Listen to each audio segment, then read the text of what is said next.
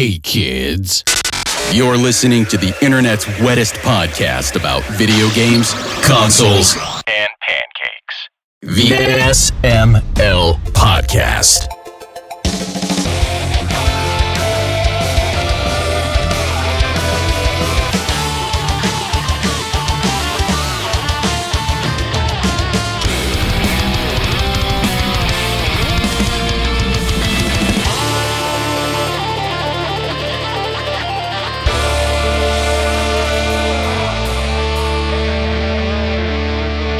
What's up, everybody? This is the SML Podcast. I am your host, Joe. Joining as usual, we've got friggin' everybody here. Aki's here, Jacob's here, Chris is here, Pernell's here, Brooke is here, Tim is here, and we've even got a big Adam on the show. How's everybody doing? Oh, yeah. Aroused? Great. That's great now. We're good.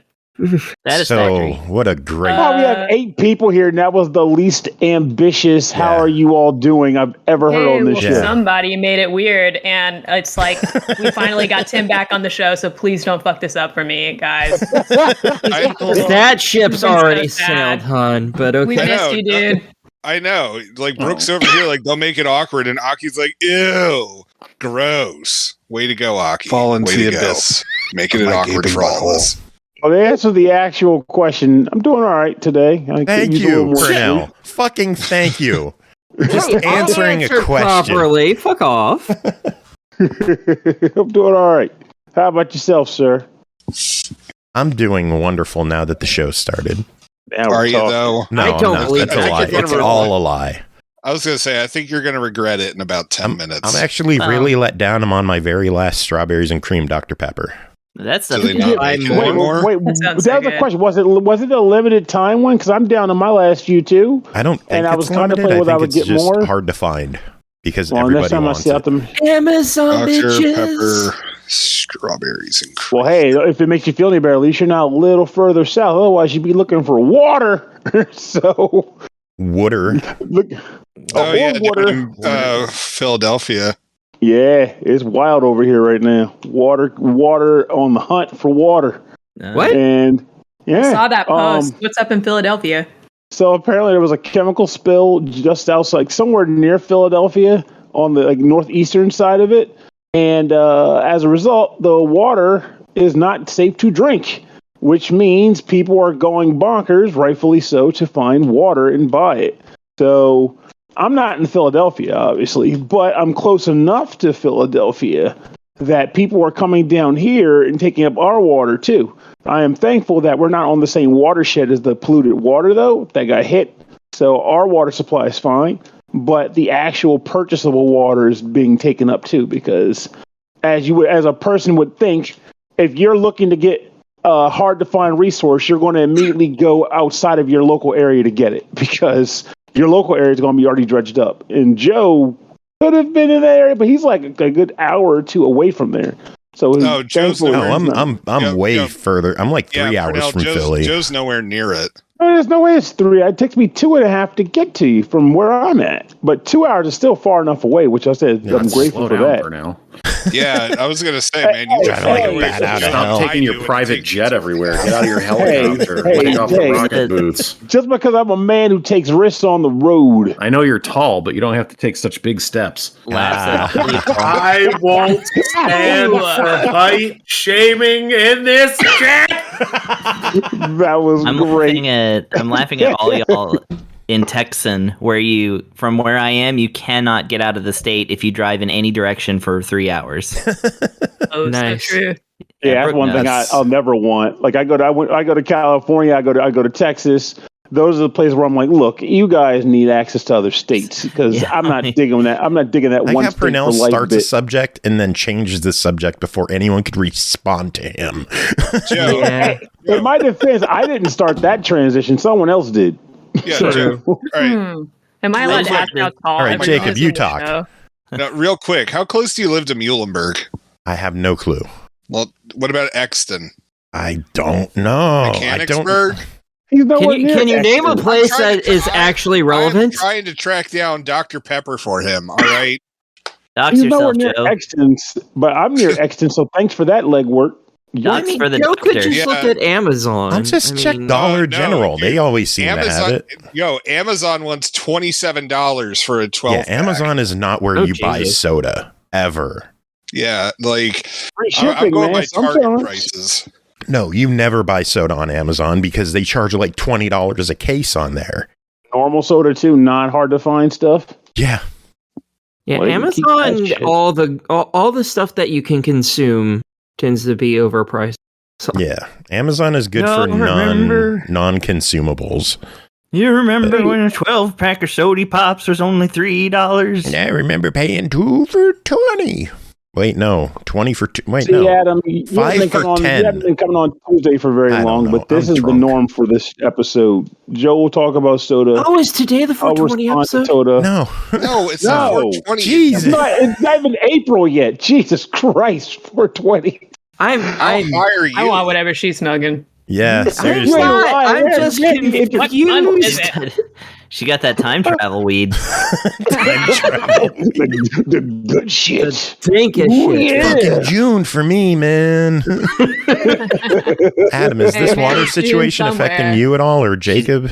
Adam or She's Jacob? going Is- back to the future. I didn't even know It about it. shouldn't be Adam because Adam's further west than me, I think. Yeah, it's not affecting my area at all. Eh. I'm in Hanover. I'm pretty far away.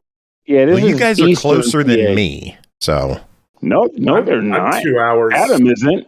2.5 hours from Philly.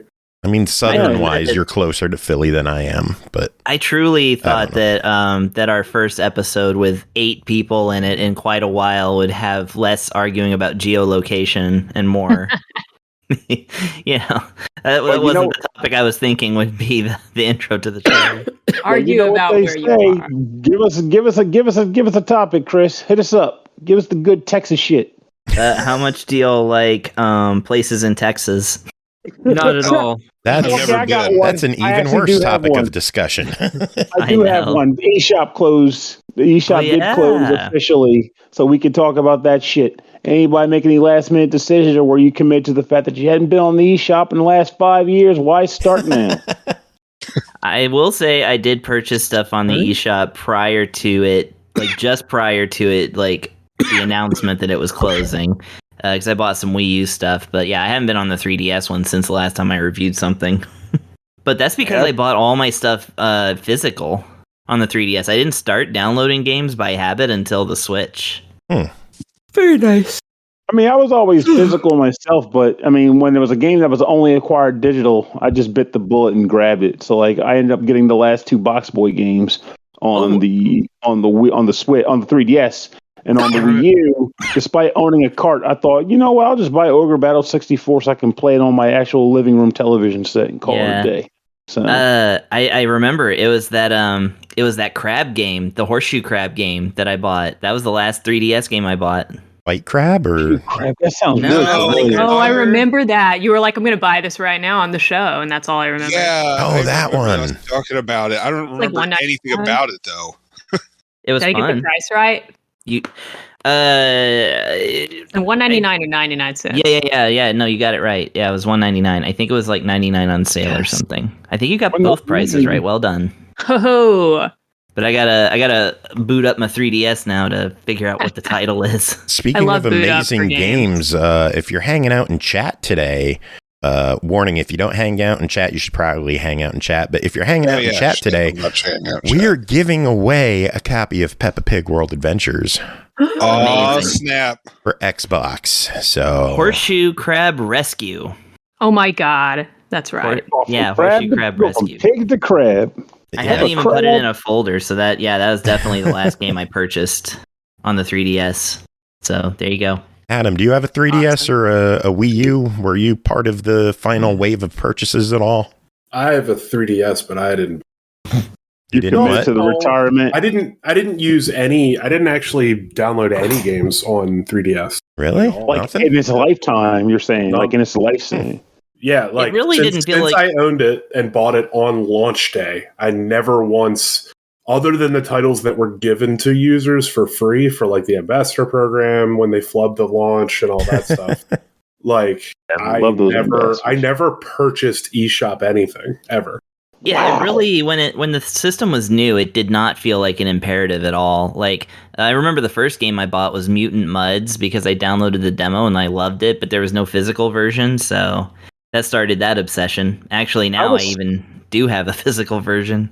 I feel like the first game I bought on that system digitally may well have been Mighty Switch Force. And like, there were definitely a couple of times where I was like, whoa, no one saw that coming. This is actually a pretty fun game. And it was also before Nintendo became, at least in my mind, became known for being bad with online shopping stuff. So it was like, oh, yeah, they'll just carry it over to the next Nintendo handheld. No big deal. I'm just going to buy my shit. Nintendo just like doesn't know how to handle the internet yet. And it's really weird to me. They really don't, and it makes me sad. Makes me real sad. But that's because old people are in charge, and old people are never with the program. Old people are in charge of all these consoles right now. They just hire people that seem like they're young just to fool the rest of us. They all are controlled by old people. I believe that. It's like, hey, I hired this 25 or 30-year-old hip character to go on stage and say, check out these hot new games coming to our PlayStation real soon. You like, Mario, we ain't got that shit, but we got a raccoon and a robot. You hang with those fuckers for a couple hours. Anyway, the point is... Isn't that Marvel? No, I just made up a bad version of Lumbex. They don't even hire those people anymore. They just get influencers to do it and pay them a bunch of money. Oh, that's a good point. Yeah, they'll just be like, "Hey, don't forget to click like and subscribe this shit because I'm going to tell you about the new hotness." I despise watching conferences anymore because they have like the fake influencer bullshit on there. I can't stand how forced and awkward it is. It's so like try hardish. That's why the trick now is just accept that we're old and we just look for the actual report of actual information, not hype. Damn new hickeys and their Justin Biebers and their avocado toast. Well, I think it also helps though that era came about at the time when there was just too much shit to follow any damn way. So I can't get hyped about 20 new games that are coming when I'm still trying to play the 25 games I've been sitting on for the last goddamn amount of months or whatever. So it's like, what that was the point? 25 games. Speaking of games we're playing. I'm being modest. I'm being very modest. Let's be real here. Boy, there's a lot of fucking games. Nobody's got time for them. So why worry about what's coming when you ain't got time for what's here? Speaking of not having a lot of time and what we're playing. Ooh. We got a lot of reviews tonight. Should we dive into these? Speaking of that, what you cooked for dinner last week? I don't want to. Brooke, did you want to talk about what you cooked? What did I cook? How about... Wait. IRL or in the game we're about to review? In real life. Yo, if you let me give this review, Joe, you're gonna like be mad if I also talked about what I cooked IRL because this game's intense. We better jump in here. Well, let's find out because the first game to talk about tonight is Chef Life, a restaurant simulator developed by Cyanide Studio, published by Nacon, released March 28th on Xbox One, Series X and S, Switch, PS4, PS5 for $39.99. Create and manage your dream restaurant. Menus, purchasing, decor, staff, equipment, customers, and don't forget the actual cooking. Experience the daily life of a restaurateur and earn your awards from the Michelin Guide. Brooke, tell us about your time in Chef Life and in Brooke Life. Yo. Did you say dick or staff in that copy? Decor. Oh, it sounds like dicor. It's whatever. Why? Anyway. Y'all cracking me up tonight. Brooke, how many dicks did you hire for this We're not Life? even. Hey, come on, man. This is Tuesday night. This ain't a Thursday night show. All right. I'm here. It's automatically a Thursday night show. I'm sorry. Oh, Lord. Okay. Dude, this game is hard. I'm also, if you are my friend on PlayStation, you are going to know that I'm completely obsessed with this game right now. I've been playing it pretty much nonstop. As many of you know, I worked in the restaurant service industry for 15 years, front of house, back of house, service management, back of house management. And I got to say, this game is the most realistic. Sorry, putting my rabbit down. This game is the most realistic cooking game I've ever played. It is extremely too real of a portrayal of restaurant management, down to inventory levels, staff hiring, appeasing influencers, which Joe hates, getting Michelin stars, and redecorating the restaurant. But you got to slowly get money by selling food for a while first. It's one of the most real resource management video games I've played. This game is so real that I don't think servers and managers and cooks in real life are going to want to play this game. I'm shaky on the escapism level offered for them. But I think even if that's the case, this is a solid game for them to try anyway, because they'll feel incredibly validated at how this game is going to open a lot of eyes as to just how freaking difficult it is to work in any part of, let alone run a successful restaurant. This game is very challenging. You can turn off certain aspects that make it challenging, like turning off needing to get customers their dishes for any specific amount of time during the dinner service. So you can take your time. That's good. So it's customizable, like difficulty-wise?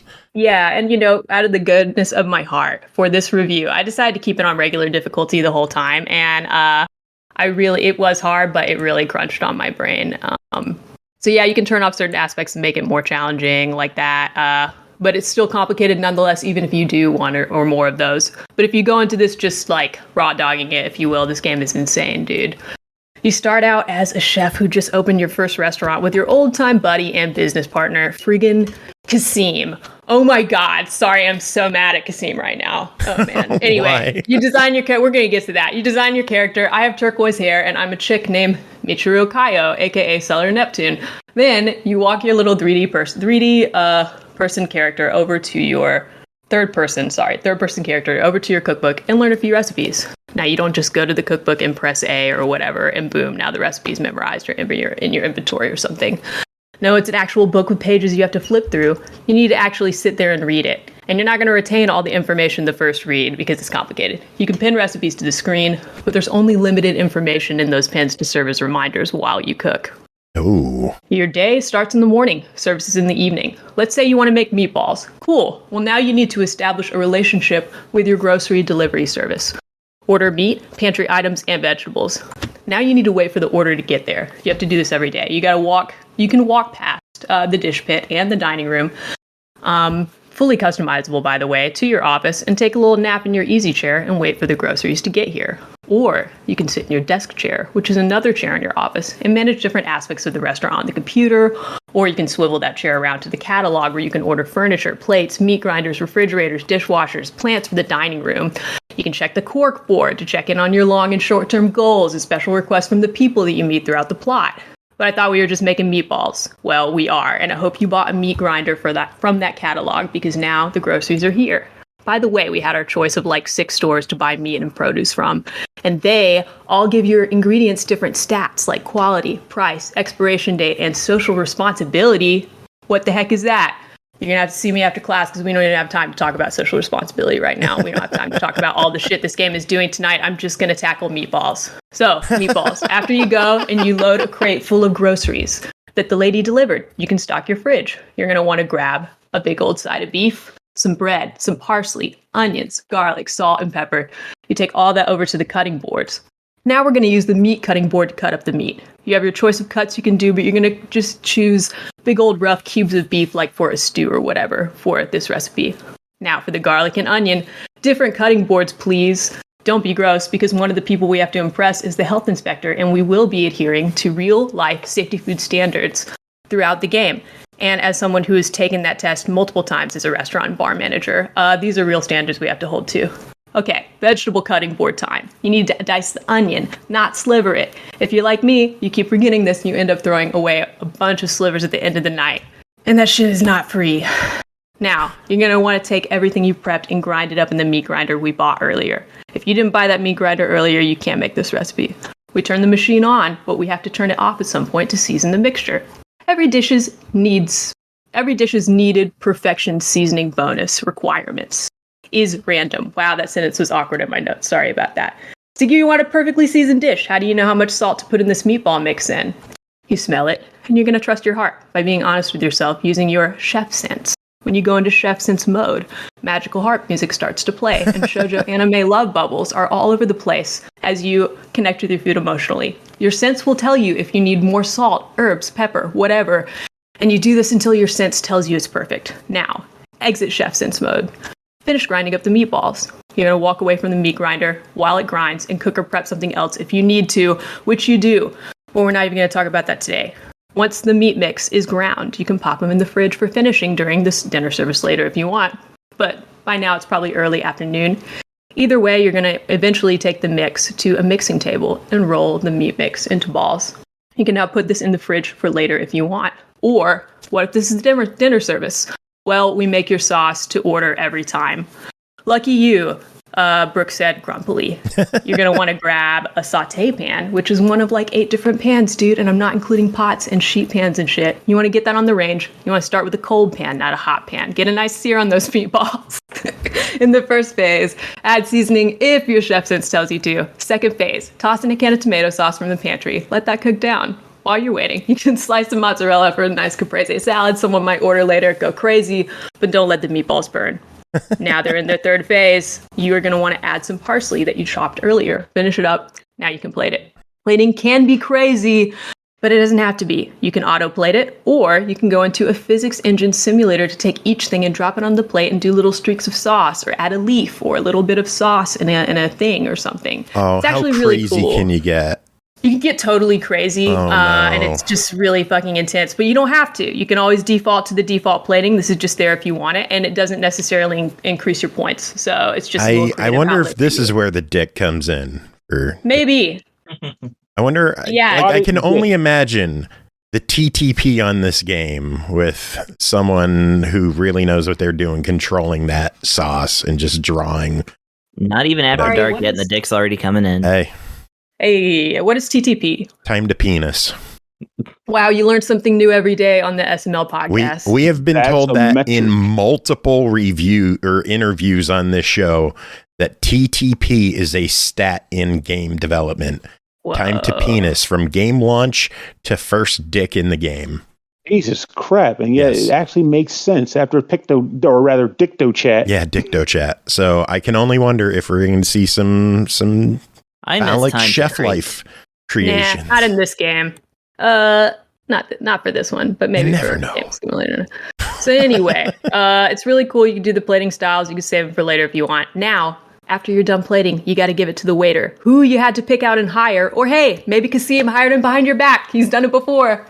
Once everyone is ordered and eaten and left, it's nighttime now, and we hung out morning, afternoon, evening, and all the while the days slowly tick by and we get to enjoy a daylight progression system that we can see because the kitchen and the dining rooms are full of windows. And it's actually very, very pretty, especially at sunset, especially for a 3D cooking game. The food is beautiful too. But yeah, that's just a piece of a day in the life. And all the while, Kasim was just walking around not doing anything during the prep times, all to the afternoon, being like, wow, today's going to be a great day. I feel amazing. And it's like, wow, Kasim, must be nice. We get through dinner service. Kasim's like, well, I better hit the hay. I'll leave you to clean up. And I swear to God, dude. But the good news is he can't even help you clean up, that lazy bastard. Oh my God. But the good news is later you can give him some tasks. The bad news is once you can give him tasks, he really never shuts up because he constantly needs his handheld. And he's constantly talking like, when I'm trying to freaking concentrate on this medium steak just for like 5 seconds, dude, find something to do. You can give everybody tasks, but we don't even have time to talk about all that. That is just some of this game. This game is so intense. I played this for many hours at this point, and I'm not very far into the plot because it's really complex and demanding. Just on this regular mode I'm playing, and I consider myself a very good cook IRL. It's one of the only things that I feel like I can do very, very well. But anyway, while complicated, when you pull off a service and get it all done, make like all A+ perfect dishes, the servers get better tips, they're happy, it feels fantastic.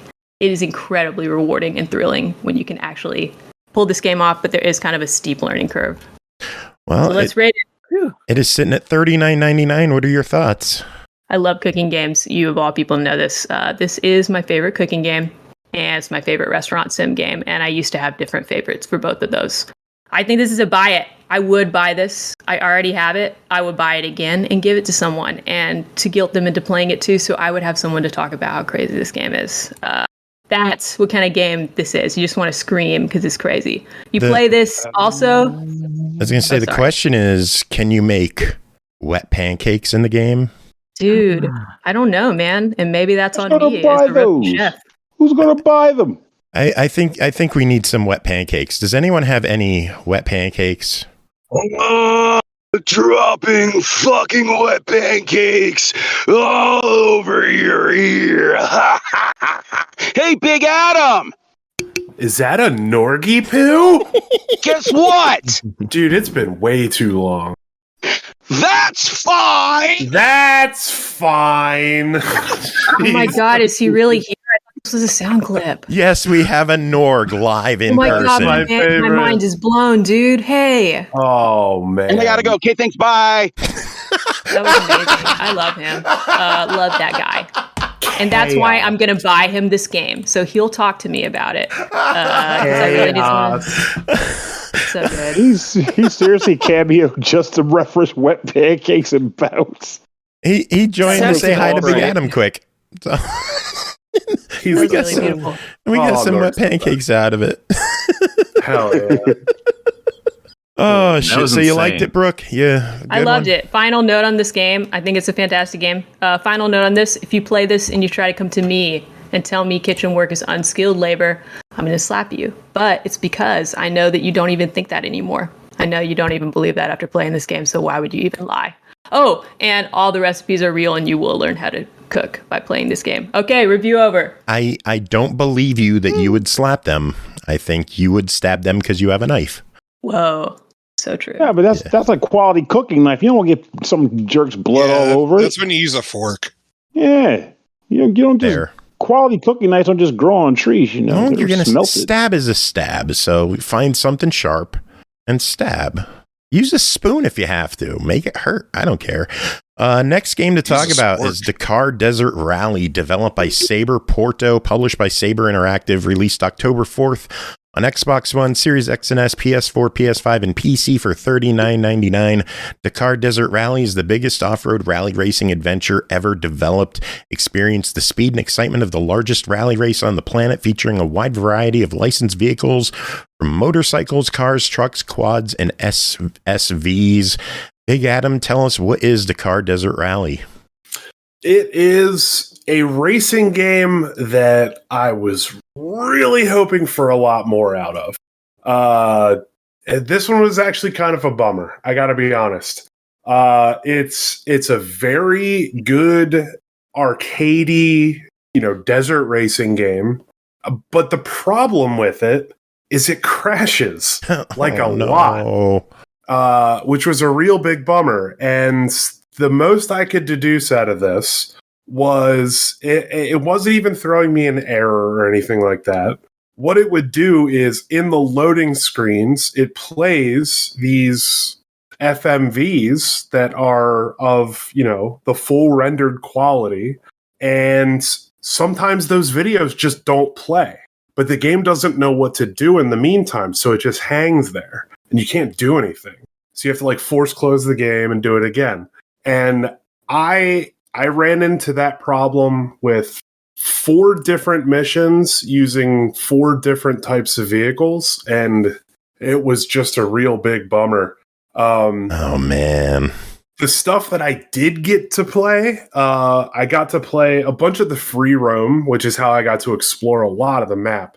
The map is a huge map. It's unbelievable. It's actually unbelievable how big a map it is. And it's all open world. So in free roam, you can go anywhere.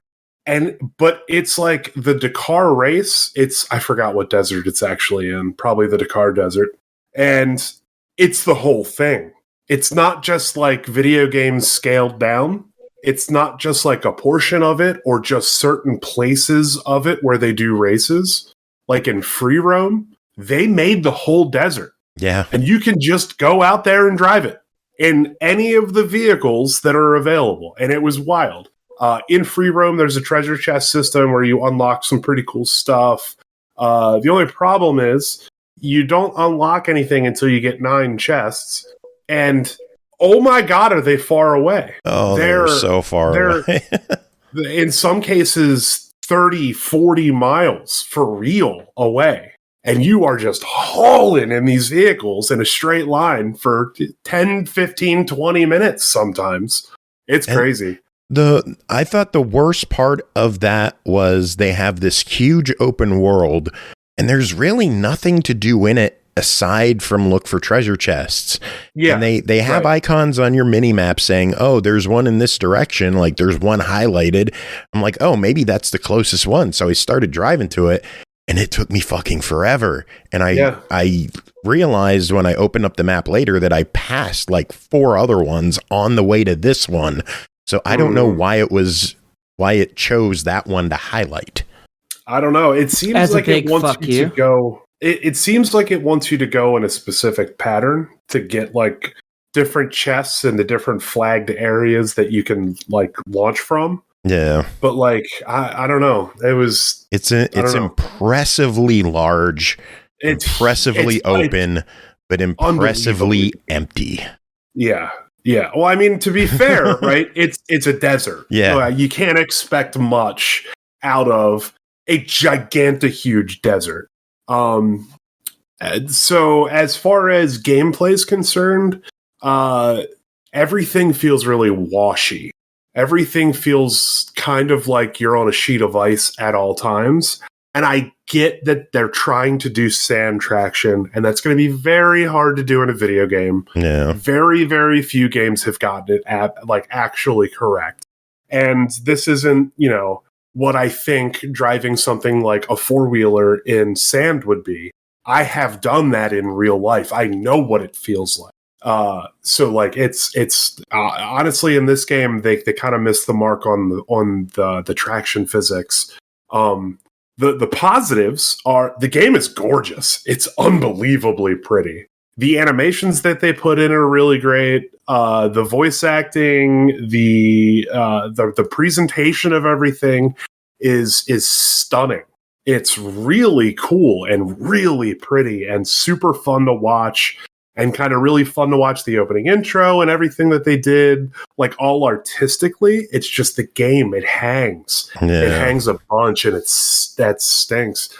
And then like I hate to just kind of bag on this game because I really appreciate them giving us a chance to take a look at it. But like I even tried to go into multiplayer, and the only multiplayer option that I was able to find was like 1v1 races. But I even gave it kind of a shadow of a doubt. I went through all of the different classes, the car, the truck, the side-by-side, the quad, the motorcycle, and I gave all of them 15 minutes in open lobbies that were public with zero restriction to get anybody to play at random, and I never found somebody to play online with. Ouch. So the online community is just not there. That's a shame. Yeah, it's just a bummer because the game is so pretty. It's so pretty. And another thing I wanted to note is the sounds in it are spot on, which is crazy. A good example of that is not only like the 4-wheelers and side-by-sides, which actually they both use motorcycle engines, so they both kind of sound the same. They do actually sound like their real-life counterparts. One thing I was telling Joe about the other day, and I didn't get into this level of detail while we were watching wrestling, but not only does the big diesel like dump trucks without the dump back on them basically sound like a diesel truck, but like you can also hear like specific things that I kind of listen to as like a big gear nerd. You can hear the turbo whine. You can hear the turbo blow off between shifting gears. You can hear when you're in the final gear, you can hear the transmission's final drive spinning up faster. It was just like really cool nuances and touches they put into the game. It's a really cool product. It just doesn't function the way they intended it to. And that, in my opinion, that's the biggest bummer because they put a lot of effort into this. It's very clear that they put a ton of effort into it. Are there any camels? I didn't see any. It's a big desert. There could be. It's true. I'm very far from exploring the whole thing. I didn't run into any of the crashing issues that you did on Xbox. I'm guessing it's some kind of PC coding or encoding, rendering, whatever. It's gotta be. I don't know the technicalities, but it worked. Yeah, like there's no way Xbox. On console it would have passed cert if it would have crashed the way it does on PC. So like there's no doubt in my mind on console that it probably runs a bit better than it does on PC. Yeah, but my experience with PC with even with fully upgraded drivers and a fully upgraded copy of the game, it was just I couldn't get the video crashes to stop. Yeah, I got into a bunch of races. I performed the best with trucks. I tried using the rally cars, and it just felt like I was racing on ice the whole time. I would spin out constantly, and it just very washy. I have a feeling that game was very specifically programmed to be played with a steering wheel and pedal setup. Probably. The controller control, the amount of control that you have with a controller is non-existent. It's very, very, very, very hard. Yeah.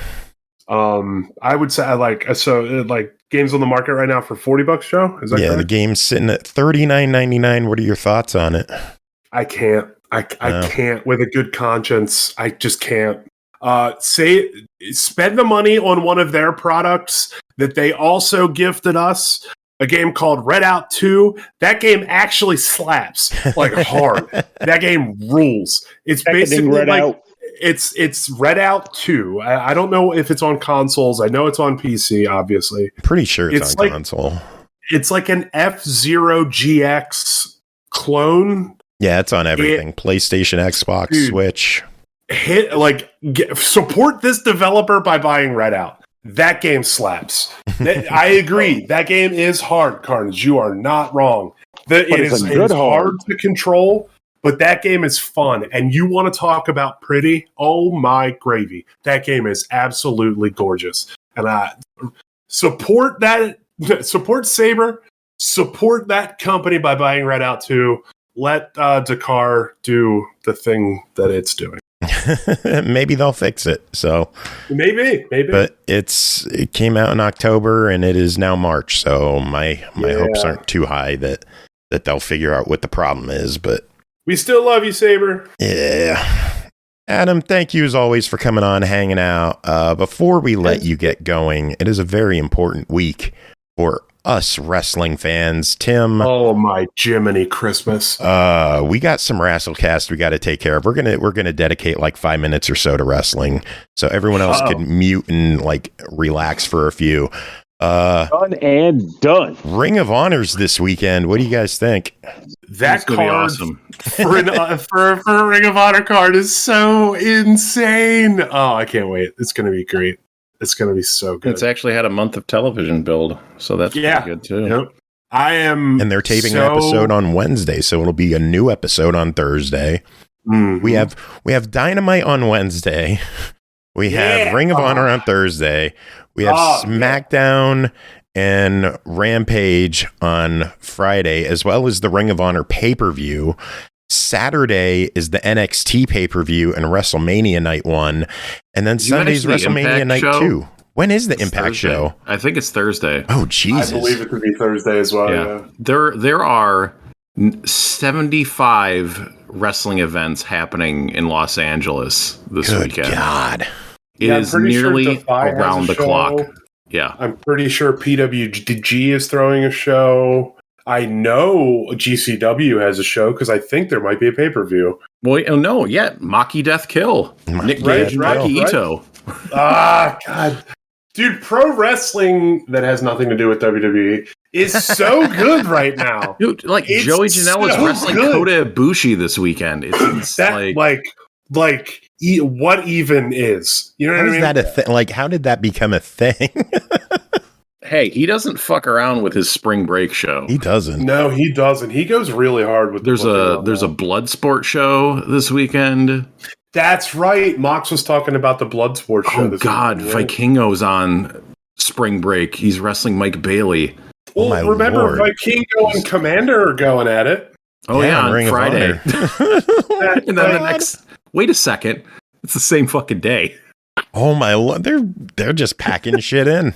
That's how it goes. That's how it goes. WrestleMania weekend. That's how it is. They leave one show and they wrestle like 4 or 5 times a day if they're booked and multiple shows. It's wrestling literally almost around the clock. It's insane. Yeah, look when the Hardys returned a few years ago to WWE. They lost the titles to the Bucks, and then like the next day they debuted at WrestleMania. Yeah.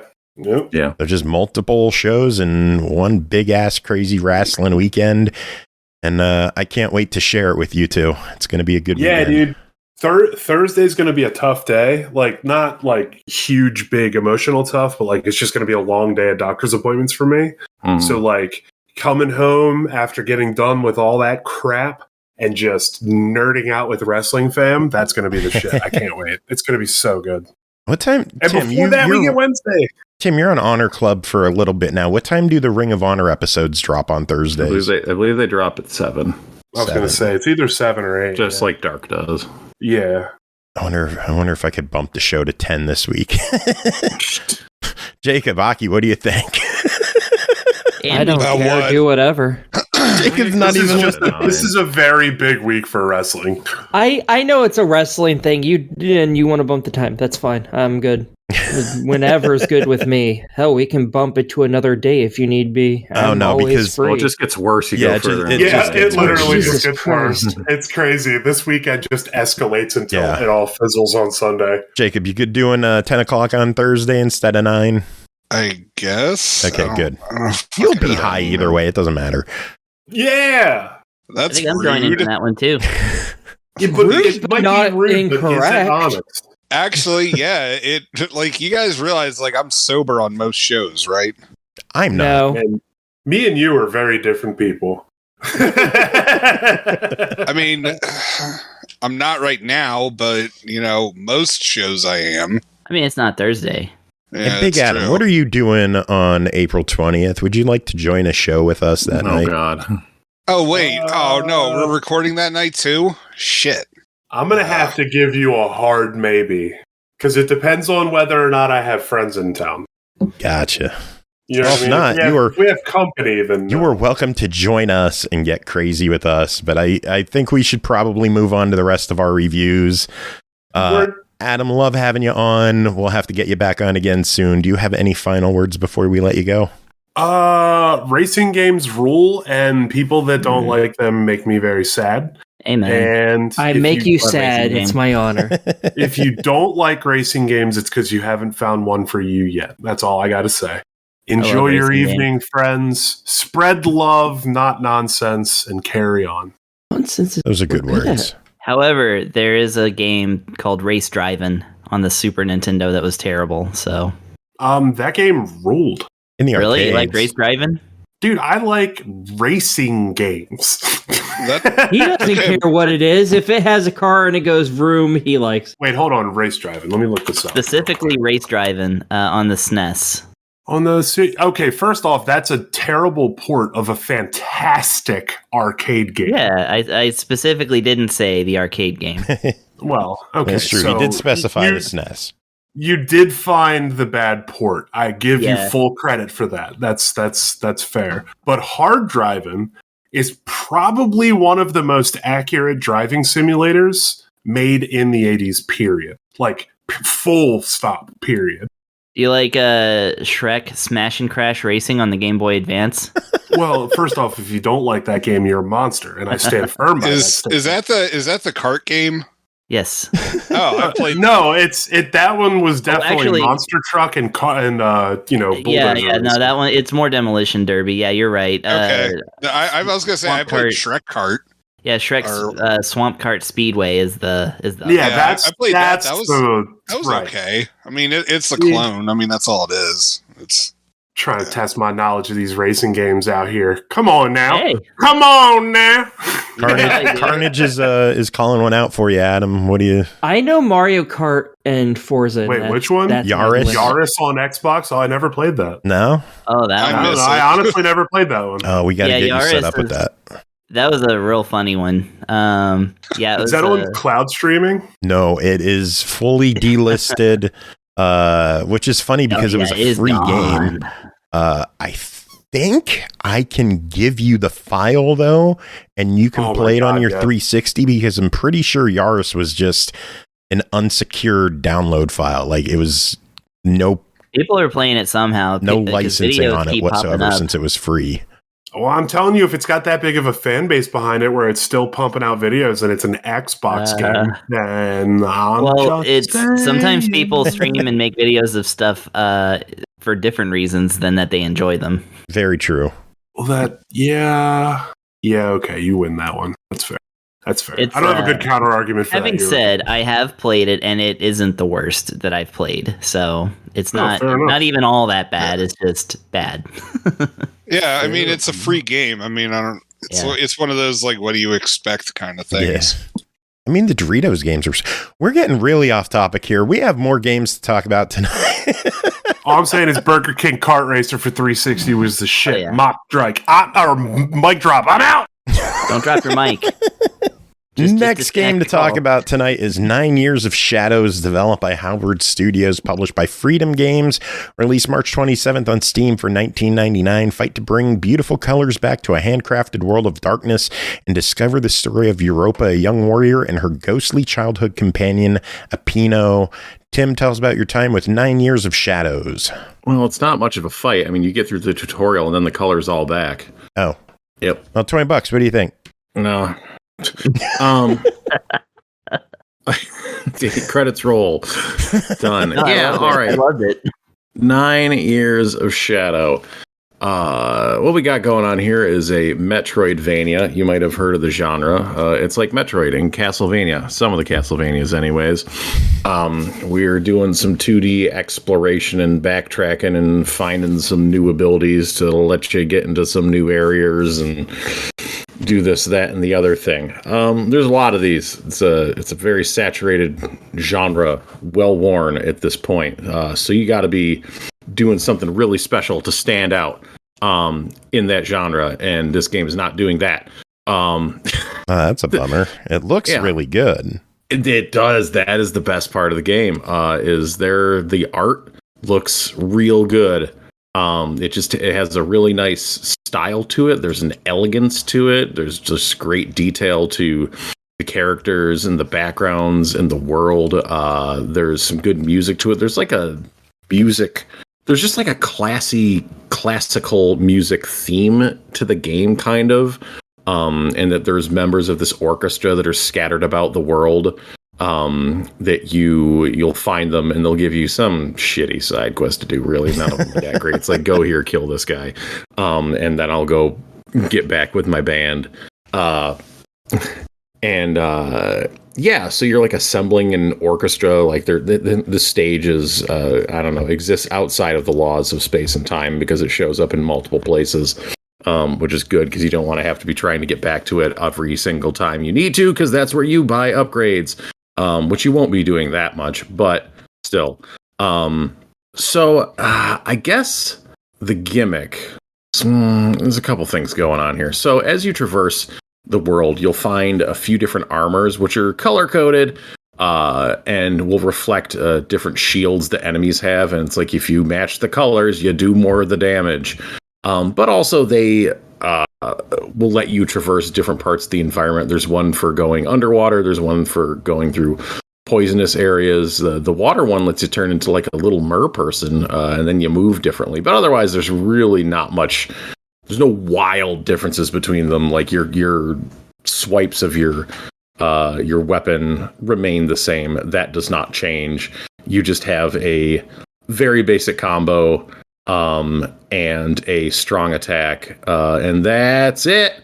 You also get you shoot like a ball of energy, which is important because you need to. One, it acts as a range attack, which is dope. And you have an energy meter. More on that in a bit. But you'll need it against, I guess, bosses in particular is where it really comes up. Though there's certain enemies they'll have like a little crystalline formation on them, and you have to use your energy balls to destroy parts of bosses to do damage, or just kill the enemies that are out and about in the world. But really, that like the actual none of the enemies have like terribly interesting designs. Some of them are, in fact, I would call a slog to fight against. And that there's just big beefy dudes with shields. It's like, okay, well, I go in and I slash you 3 times. Oh, you're rearing back. Okay, I'm going to use my little backdash, and you're going to slash, and you're going to miss. And then I'll go back in, and they're just taking a lot of hits. It's just like, okay, yeah, sure, it's fine. But like I said, your weapon attack is the same throughout the game. It does not evolve or change, despite the fact that you are picking up armors, which one would hope would give you fantastical new abilities more than just being able to walk in areas that would otherwise poison you to death. And will, because if you're not paying attention, you can just wander into the room and be like, why am I dying? Oh, I'm dead. It kills you very fast.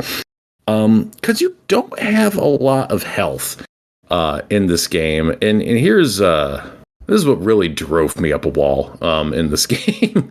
So you get like a couple pips of health. You could take 2 hits, right? But then you have this nice blue meter that acts as both the energy for shooting things and like your shields. So you can take a couple hits and it'll pop off this meter. And if you run out of meter, then you take your actual damage and you take 2 hits and then you're fucking dead. Unless you upgrade it, of which there's like you have to find, 5 Dingledongs to take to some guy with a loot to expand your health. But you can only do that twice, so it's not like you're going to be a big beefy beefingson by the end of the game. Like, you are frail no matter what when you do not have that blue bar protecting your life. You are not a big meaty man slapping meat. And the fact that you need this meter to shoot things, and it is integral for like at boss battles. They involve this, like, okay, there's always a moment where you got to like use that to shoot something. So it's depleting like your ability to take a hit. And if you don't have it, like, you're naked. But the good news, is it's pretty easy to restore if you're not under too much duress. Which are things that boss fights do not offer. So it's like, okay, so you're running around out in the world, you use that to kill some things, you're out of shields, or you got hit, whatever. You just gotta, like, you hug your little buddy. That's what it is, the fly song. It's like a little stuffed animal that is what it is. So yeah, you give that sucker a hug, which is really weird, because, just total aside here, I'm playing that Bayonetta Origins game that also has a stuffy that you hug to restore magic. That's really weird that those both came out, like, in the same month.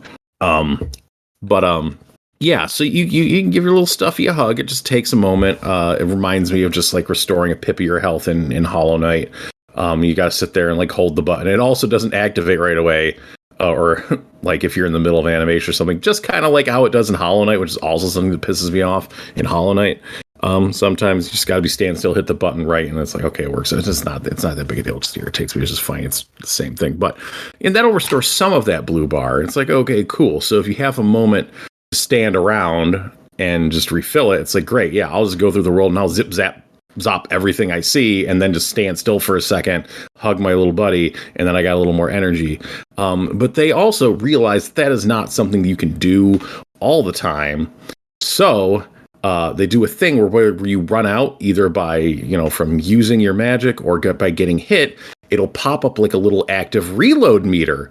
Remember this thing, which pops up in games from time to time, most famously in Gears of War, where it's like, oh, you'd run out of ammo, and when you'd go to reload, there would be a little, zone on the bar where you had to hit the button at the right time, and it would reload faster and power up your bullets. So it does that.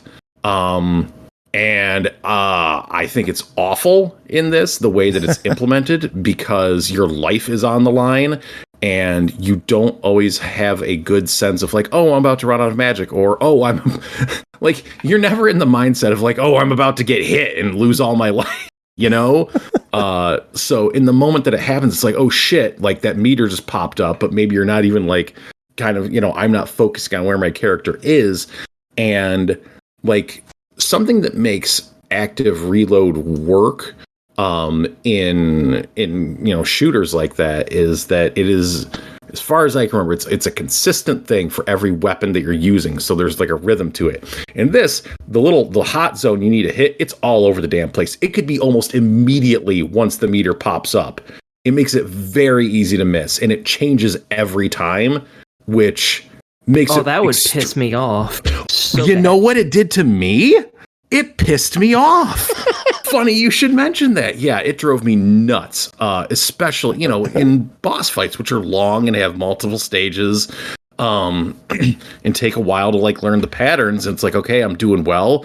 And then you take like one hit towards the end, and it's like, oh shit, my shields are down. I have to like, and I missed the reload, so now I got to stand still and hug my buddy, but this thing's not giving me a chance to stand still. And it's like, oh, I died. Now I'm back to the save point, which was not right outside the boss room. So I have to go through all these beefy enemies in the world again and like fight them and go through and do back to the other thing, and just now I'm back here. It's just like, oh my god, it just like, usually I like this type of system, but the way I think it would have made sense if like each armor had its own consistent hot zone on the bar or something like that.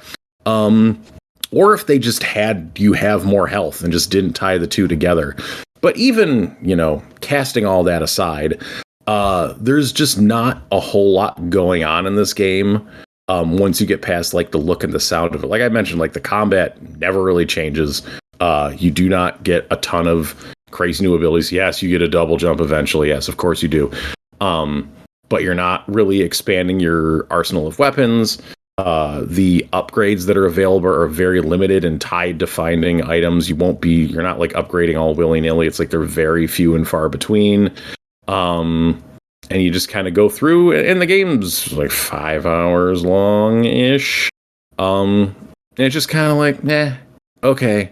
And then it's just kind of when you're just going around, and then when you're in a boss fight, having to try to like juggle this system of shields and life and energy, then it's just infuriating. And like I said, it's a saturated genre out there. There's so many Metroidvanias. You really got to do something to really stand out and pop and like get, I played Eldrand like a month ago, and that is way better and much easier to recommend than this, which is not something I'm going to be recommending to people. Well, I guess we'll just get to the question then. It's $20. What's your verdict? No, I cannot recommend 9 Years of Shadow, unfortunately, despite how good it looks. It does not have the chops to back it up. Well, if it ever gets 9 years of updates, we'll check it out again. Hey, anything could be great after 9 years of updates. Look at No Man's Sky. True. I still got to go back and play that game more.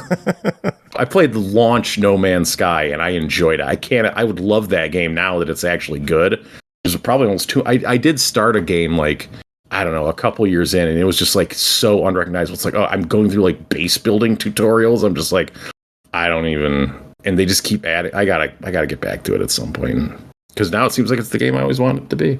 Oh man, well, that is it for you, Tim. Yep. Yeah. For more of me bitching about Metroidvanias, tune in next week. We'll see how that goes. Oh no. We'll see how we're not talking right now. Me and one of the games I am reviewing. The other one is excellent, so I will have good things to say about one game. But I can't say anything about either of them. You'll have to PM us and let us know, because 2 Metroidvanias in a week, like I don't even know if those are like, the magic of embargoes. Yeah, can't talk about the one for a few more days, so don't ask either of them. Like I'll get fucking shot if I talk about one of them. Yeah, there are snipers. Oh shit! What happened? Yeah, exactly. They're just like trade snipers. Yeah, don't give our shit away. Yeah, I'll see everyone again next week. Same time, same place. But now I'm going to go to bed because it's 11. Jesus, oh my. Nighty night. All right. Yep. Good Any night. final words? 12 Jesus. His final words were 11 Jesus, as opposed to 12 Jesus. All right, next up is Tchia, developed by Awaceb, published by Kepler Interactive, released March 21st on PS4, PS5, and PC for $29.99. A tropical open-world adventure, climb, glide, swim, and sail your boat around a beautiful archipelago in this physics-driven sandbox. Take control of any animal or object you can find and jam on your fully playable ukulele. Brooke and Pernell, tell me about this game. Well, you may have already heard about this game already. A lot of people are comparing it to Breath of the Wild. Now, I'm not going to say this game is like Breath of the Wild, because I have some very mixed feelings about that comparison. But I will say, if you enjoy Breath of the Wild, you should probably go ahead and pick up this game. It's really good, and it scratches a lot of the same itches. If you were like, wow, I love Breath of the Wild because it's a giant, living, breathing world with physics engines and cooking and diving, exploring, petting all the animals, dog, cats, bugs, fish. Wait, I'm not talking about Breath of the Wild anymore. I'm talking about this game. Sorry, I got confused. We talked a lot about the cultural... pet bugs? Yeah, and it's freaking awesome. And you can pet a fish, and if you're like, wait, the fish, how did it get here? Did it flop out of the water? You can pick that fish up and help it go to its home. And it's a really special, I nice love that you can pet the fish out of the water. Like, you're dying. Let me pet you. Yeah. And it's like, that's when he needs it the most. You know what I mean? Can you pet the fish while they're in the water? Yes. Okay, I love this game. All right. Pretty sweet. And the diving's so cool. Like, it honestly reminds me, what's the first diving game everybody played here? What's the first game you played where you got to dive in the water and go underneath it and explore like an underwater world in addition to an overground? Nuts. I was going to say track and field too, but then you said explore, so now I don't know anymore. For me, it would be Mario Galaxy, for example. So something like that. Mario 64. Duh. When did I not realize it? Me The original Sonic. Mario 64. Dire Ducks. Oh yeah, Mario.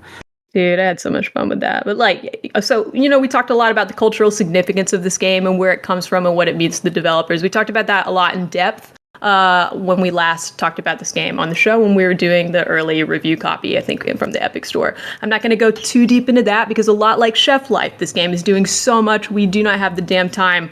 So just go listen to the other episode if you'd like to hear more about that, in my opinion. Some things that have changed. They've changed the whole opening, lots of cinematics and lead up to walk you through how the game begins, and there is a lot to introduce you to. I love the opening they added where the old lady is telling stories to the kids on the island about you. That definitely wasn't in the version we covered a while back. Incredible touch. This feels now like a fun anime and Disney movie to me. The plot and cinematics of this game just feel almost like a Ghibli movie to me. Love just the feeling this game opens up with. The music starts. We're seeing this beautiful world ready for us to explore. Some ladies let me tell you a story about a girl named Tchia, and I'm over here I'm already crying. I don't even know what's going on yet, but it's just a vibe. Freaking out. By the way, if people want to hear our previous coverage on Tchia, the preview that we did, it is episode 841. Oh, nice. I'm actually going to write that down. I have a question. Is this coming to Xbox or anything? Not too sure. Right now it is PC and PlayStation. Hope it comes to Xbox. Review it. Tchia. Thank you. Over here. Okay, so she's like, what story do y'all want to hear? And they're like, oh, we want to hear the one about Tchia. She's like, wow, I've already told you this one about the little girl Tchia 1,000,000 times. You still want to hear it again. And then it opens up, and you're Tchia, and you're walking around, and you control this character who can just interact with almost every part of this world in this game. It's your birthday, your dad gets you a slingshot and a hang glider type thing, a la Zelda Breath of the Wild. If you see a ball on the beach, you can play with it. And this game is just chock full of physics engine goodness. And it's not so riddle heavy like Breath of the Wild. It's more you can choose to interact with things. And there's a lot of different almost mini game type experiences you can have. But it's not every time I can interact with the environment or use magical powers or elemental powers or something, there's some riddle to solve. But when I'm done with this area, I'm done. It's a really organic. Thanks, Jacob. Jacob, what are you doing? Sorry, I thought my mic was off. Oh, you're good. No worries. All good, man. No worries. So. Oh no, I'm worried. I am worried. Jacob, are you okay? No. What's wrong, Jacob? I accidentally yawned with my mic on. Oh no, you're all good, man. We literally love you, dude. You're okay. Okay, so it's fine to get lost and distracted in this game, even though there's a shitload of different things that they teach you at the beginning. You might be a little overwhelmed, but it's fine to get lost and distracted in this game and just wander around, which is great news for brookies. How are you feeling about this game so far, Pernell? I got more to say, but I want to give you a chance. Oh, honestly, you hit a lot of the notes for me. My case on this title is I do enjoy. Originally, I was concerned, despite earlier coverage of the game, that I wouldn't really have that desire to really do much in it, specifically because, it doesn't have that, what's the word? I don't want to say killer instinct of an adventure, but there's an antagonist, but you're not running around fighting monsters and getting cool weapon upgrades and gear like a typical game of that style. In fact, that's part of why I dislike Breath of the Wild, contrary to the world's opinion. But in the case of this game, it's just the combination of the level of endearment they give to the main character, the world you're exploring in general, and quite frankly, it's beating a dead horse, but just the whole soul jumping mechanic. I love the soul jumping. I like the idea of leaping in the air, jumping into a stone, having the stone roll down a hill real fast, leaping in the air, soul throw the rock at a random object, and then just jump into a bird and just start flying around with the bird. It's just, there's a lot of fun to be had there. I will say the one primary thing that drives me nuts, though I do acknowledge that it was intentional and it's just something you get used to over time, is how the mapping works. We've gotten so used to video games just saying, hey, here you are, and here's the waypoint. Just go to the waypoint. It's easy to find. This game treats it in an interesting styling where Tchia's never been to the islands you're exploring. She's going there for the very first time, just as you, the player, are going there for the first time. She's given a compass. The compass is meant to help you orient your direction, north, south, east, and west. And if you come across a point where you want to, I don't know, you're just out in the wilderness, like, I got to find this thing I want to get to. If you bring up your map, you get a general idea of where you last were. So last word being like if you went to like a signpost or a campfire, a specific thing. And if you were to say hit the button to kind of zero in on yourself, Tchia will kind of give a bit of a dialogue of the area she's in, and you'll get a large circle saying you're somewhere in this area, because she herself only knows that she is somewhere in that area. So the game emphasizes the need for you to find the yell points that are hidden throughout the maps, which will allow you to kind of make objects appear, like objects of interest appear on the map, and then use like pinpoints to be like, okay, I should be here. I'm going to go this way and make a marker right here. So I'll basically keep track of where you're going. So I can understand why they do that and the reasons behind like the authenticity and makes it more real. Like, just show me where the fuck I am, please. Just show me where the fuck I am. Don't show me where I was 5 minutes ago. I know where I was. I don't know where I am. That's why I'm looking at a map to find out where I am. And that's the thing. Like, it's a weird thing where, I mean, if it becomes a thing where enough people are upset about, they may well just do a patch or something. Yeah. But for me, it's the sort of thing where it's like, I'm so used to waypoints and all that junk. And you've heard me on previous episodes outright even start to kind of complain about that. Not because I dislike it, because it works, but because just like how the world has gotten used to the GPS, what ends up happening is you get so used to just looking at your map tell you where to go that you spend less time looking at the screen actually progressing there and looking at the things you're running past as you make your progress to the waypoint. So it is something nice about being like, okay, I have to actually be aware of what I'm doing. I have to be aware of the things I'm running past so that I can at least be like, even if it's simply saying, hey, I'll stay on this road to go from here to there because the map shows me this road connects these 2 points. And if I want to go off the map, I just need to know I went east. So then I just reverse course when I'm done, you know? It's the best way to put it is it works a skill both for fun and also just general flexing of it that doesn't get a lot of use these days because of technology, both in game and out of game. There's a reason why we evolved past maps into GPS. Never. Because the moment your signal goes, I literally have 2 notes written down for this game. I don't think I put as much time into the game as you two, but I did put a little bit of time in. My 2 notes are map, last known location, which we discussed, and motherfucking rock stacking. So I'm going to be real. I hated the fuck out of rock stacking. I hated my life. I was like, I want it to be over. Luckily, after you do the first one, you can turn it off. Aki, did you play? No, I've done it in real life. Oh, okay. This isn't real life, Aki. This is a video game. Well, it shouldn't be that much harder in a video game. You'd be surprised. You'd be surprised. But anyway. Go ahead. I'm sorry. Go ahead. Well, I was just saying you can skip that if you want after the first time if you don't want to do that scene. And you can do that with a lot of the little, hey, do the interaction scene if you don't want to learn one more weird thing to do in this game or one more mini game. Like, you don't have to if you want to. But that first time, man, that was a long night. I'm never skipping that Guitar Freaks ukulele. Ooh, that must have been an update then, because the rock stacking, I was able to skip that first one. Oh, interesting. Okay, cool. And I might have just missed that. When you're on that, the dock thing with the guy. Yeah. Glasses. Let's talk about the guy. This plot. This plot is real as fuck. I'm just going to give us the intro here. Your dad's being kidnapped away on a helicopter by like magical ribbon creatures and this dude in sunglasses. And you start running up and your eye starts glowing. And you go to like stab him in the face with his own knife using the powers of your mind. And he's like, wait, who the heck are you? And it's clear by the way he's been looking for your dad. He did not know your dad had a kid. He's very interested in this.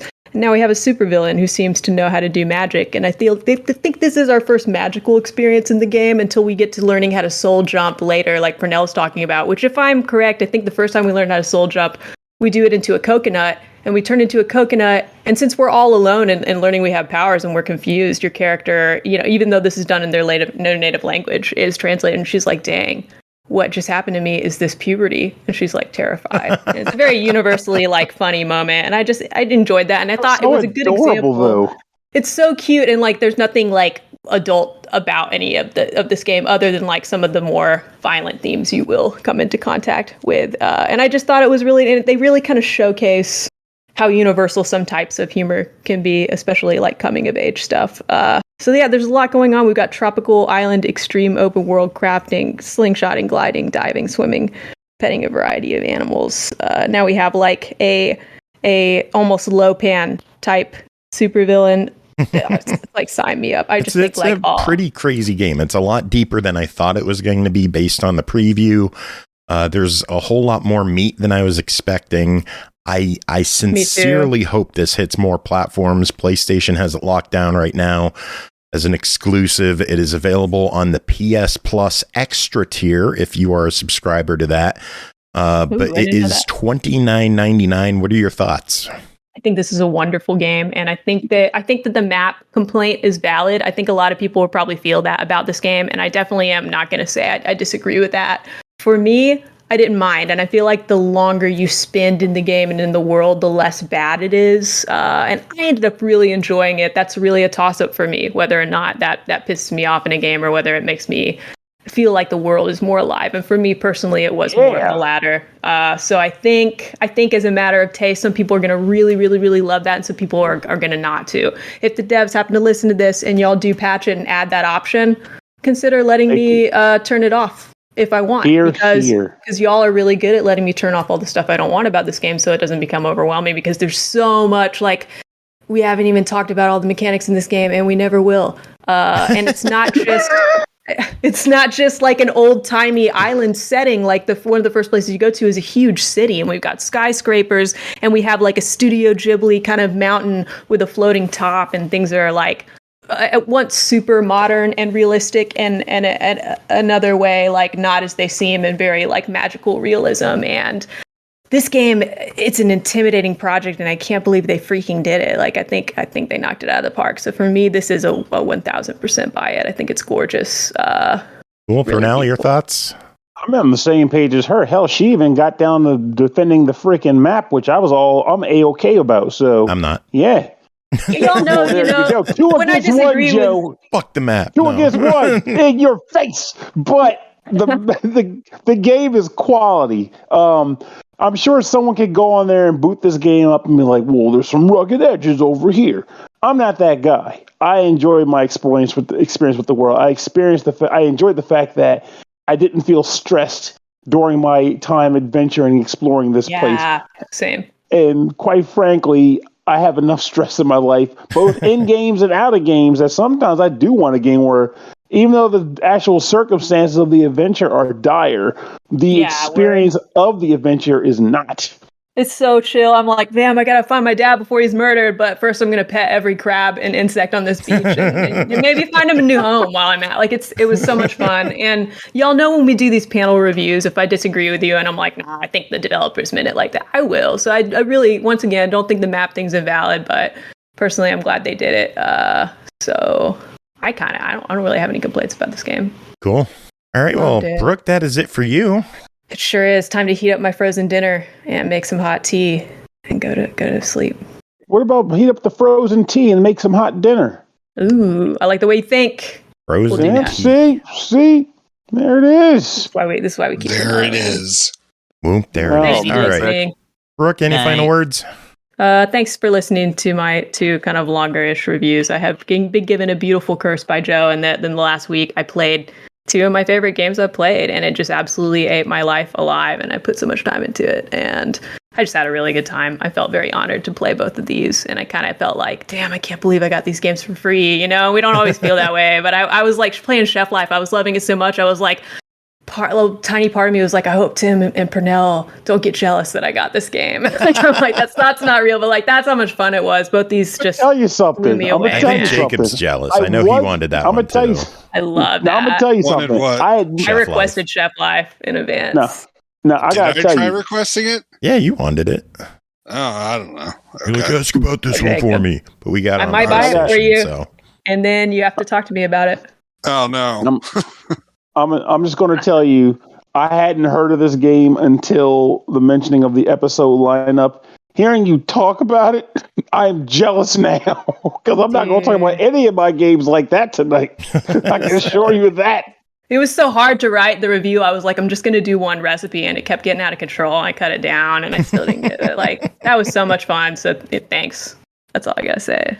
Oh, well, let's find out how Pernell handles his review, because the next game to talk about is Wolcen, Lords of Mayhem, developed and published by Wolcen Studio, released March 15th on Xbox One, Series X and S, PS4, and PS5 for $39.99. A dynamic hack and slash with no class restrictions. Choose your path as you level up and play your character the way you want. Explore the shattered and corrupted world to uncover its ancient secrets and hidden truths. Pernell and Jacob, both of you check this one out. Who wants to start? Pernell. I can start. So I always feel weird referring to these kinds of games as hack and slashes because it doesn't feel like one. Just like Diablo 2 or 3 for that matter, never felt like a hack and slash to me. Not as an insult or nothing, just clarification. Now, as for the game itself, you may have already guessed from what I just described, but this is pretty much the equivalent like I guess a looter combat game where you're basically moving around on the map, 3D top down or whatever, and attacking hordes and waves of monsters for better and better loot, bigger and bigger numbers. And while I will just outright say that the narrative wasn't particularly gelling with me, though I wish it did more, but I guess that's kind of the curse of this kind of game. You get so absorbed with the idea of just, I want to get bigger numbers that you kind of phase the narrative part out. I will say that the actual mechanics behind the game are actually pretty interesting compared to a lot of other games of this ilk. So you get access to a variety of different equipment items, whether it be guns, swords, magic staffs, or what have you. And typical of these kinds of games, they all come with their variety of different buffs. The downside to it in this game, unfortunately, being that it's on a console. And Joe, do you want to take a shot in the dark as to why it being on a console would make something about reading lots of numbers and stats on weapons difficult? Tiny text.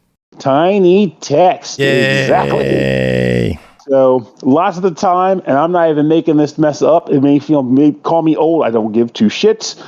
A lot of times I was picking equipment based on the total damage and how many buffs the weapon had. I would just look for a green arrow. If it had a green arrow, I'd equip it. If it didn't, I just moved on. See, I wish I thought to do that because I didn't even do that mess. I was just like, okay, this weapon has, this attack range is better, and it has 5 different buff typings. I can work with that. I decided not to focus too much on that until I started dealing with the tech tree, which to me is actually the real meat and potatoes of this game, where I think it makes it really cool. Well, that amongst one other thing. Typical of games like this, Diablo and the like, you end up getting classes. The class being what drives your character's stat growth and skill advancement. But in the case of this game, they did something surprisingly interesting in that I guess you call it the Gate of Fates, they refer to it. But it's essentially your skill tree. It's a very, very expansive grid. Think of it like kind of like the sphere grid in Final Fantasy X. But it's broken up into multiple node sections, and those node sections have multiple individual nodes that you can spend skill points on to advance. Now, when you first open this thing up, it seems pretty freaking daunting. Very daunting, in fact. But the more you look into it, the easier it is to interpret. So, for example, look at this as being like a circle that has 3 rings to it. The inner ring has 3 segments. The outer ring has, I'm not even going to count anymore, let's go with 6. And then the outer ring beyond that has about probably 9 or so. When you look at these ring sections, they're color-coded. So one might say soldier, and it's red. The next one, I say scholar, it's purple. And the last one will be sentinel, and it's green. The name is the type of class these skills are being associated or designated to. And that's kind of flavor text more than anything. The real gimmick is the color. Because the color, even though all the different groups are like different named, the color is consistent across them all. So think of red as being like more melee focused, green being more like range focused, and purple being more magic focused. And then as you go further out, look for the next purple if you want to stick with magic. Or if you want to cross, stat build, you can go for red. Have purple for magic and red skills for melee. And have a weird hybrid character. And as you branch out further, right, once you get outside of one of the circle segments, like this, into one of the rings, you can go to the next ring and spin it. And so you get to the point where you're like, I want to start building off of this ring instead for my next advancement. And then you can start putting skill points into that. But once you do, you kind of lock the ring because now you've committed to building out in one direction. But nonetheless, it gives you a lot more more flexibility in choosing how you want to build your guy out. It's pretty freaking slick. The last thing, of course, being how. Go ahead, Jacob. I just want to get in one word. I mean, no, Pernell, keep talking. Damn it! But who doesn't play these games as much? I completely agree with what Pernell was saying about the skill tree. Like when you first see it, it's very daunting. But I really appreciated how, if you want to mix and match kind of stuff, my guy, because I brought Lightning Bill from or Lightning Brad from Wild Hearts over into this game. I made him go with melee, but then I had him start messing around with magic stuff too, because of course it's gonna, I want everything to explode. But it's really expansive, and it's awesome. Like, I really appreciated this part of this game. So continue. And the funny part about this too, you might be hearing us discuss skill tree, and go, wow, so this is how you get all your actual skills? That would be a lie. That's not how you get the skills at all. That's just how you get all the perks and the buffs that are applied to your stats and skills. The way actual skills are acquired in this game is also very different from what I'm used to in games like this. Typically, you'd get the skills either A, from a piece of equipment you put on, or B, from leveling up your guy and getting new skills unlocked. But in this game, you actively find skills from enemy drops, from breakables, from treasure chests. They're freaking everywhere. And when you find these skills, you can equip them. They're all based around different types of, classing types, but they're described more like, warrior type skills, or basically, let me think of it, like basically warrior type skills, rogue type skills, spell type skills, and then that sort of thing. Like, they're just broken out into different categories. And then when you equip them, they drain from basically either willpower or rage. That's being like a resource that's used for like skill usage. And as you use these skills, you'll level them up. Let me rephrase that. Not even use them while you fight things with them equipped. So you don't have to spam the same skill over and over. Just got to have it equipped while you're fighting things. It will level up. And then as the skill levels up to certain points, you're able to equip modifiers to the skills to then make them a little bit more unique, similar to there it is, the word. Similar to how Diablo 3 did it. How you can kind of slot specific perks to specific skills, but you learn the new skill perks as you keep having the skill equipped and fighting monsters with it. You mentioned Diablo, and I hate to derail the conversation, but we only have so much time on the episode, and we're like so far in the way it is. But Diablo, I think, destroyed any chance this game had of getting footing. And it's a shame because I think it's a solid game, but it came out at the same time as the Diablo beta. Yep. With that in mind, though, I will say this, though. I haven't tried this because my stance on demos most of the time. But my take is that Diablo 4 technically isn't out yet. It's just a beta, which means... Yeah, it was just a weekend beta. It was like back-to-back weekends, and it took all the attention away from this. I haven't heard many people talking about this one, and it's a shame. I think it has a solid foundation. I do want to mention some of the issues I've had with the game. Well, before we do that, hang on to that, though, because we do need to cover this statement related to what you're about to go into beforehand. So... This game does have a pretty negative reputation on ye old internets right now because of how it experienced its life as a Steam product. Before we go into our own critiques of the game from the console release, I just want to emphasize the fact that this is a different release from that in a sense. So don't necessarily just take what we're talking about going, oh yeah, but the PC game was bad. Think of it more like we're talking about a console game specifically, at least in my case, and likely Joe's, and I think Jacob's too, we all played on the Xbox. Yeah. So with that in mind, what were you about to say? First thing, I hate the fact that you have to have separate online and offline characters. Have the devs ever said why? I don't know. I think it's specifically because, I mean, from what I've experienced in previous games that did it, it's because, and also keep in mind this was originally on PC, which is where a lot of that stems from too, is the idea that when you have the online community being multiple people just joining games on a server, you run the risk of people who like hack or cheat their characters up and then joining into people's games.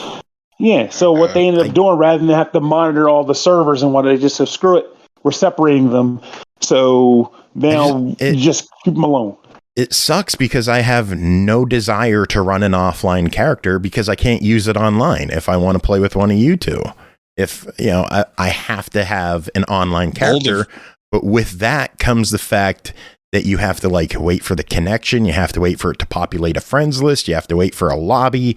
You have to load the it's so much added waiting and loading for no reason, for no apparent The only thing I'll say in response to that, though, obviously it's not for everybody.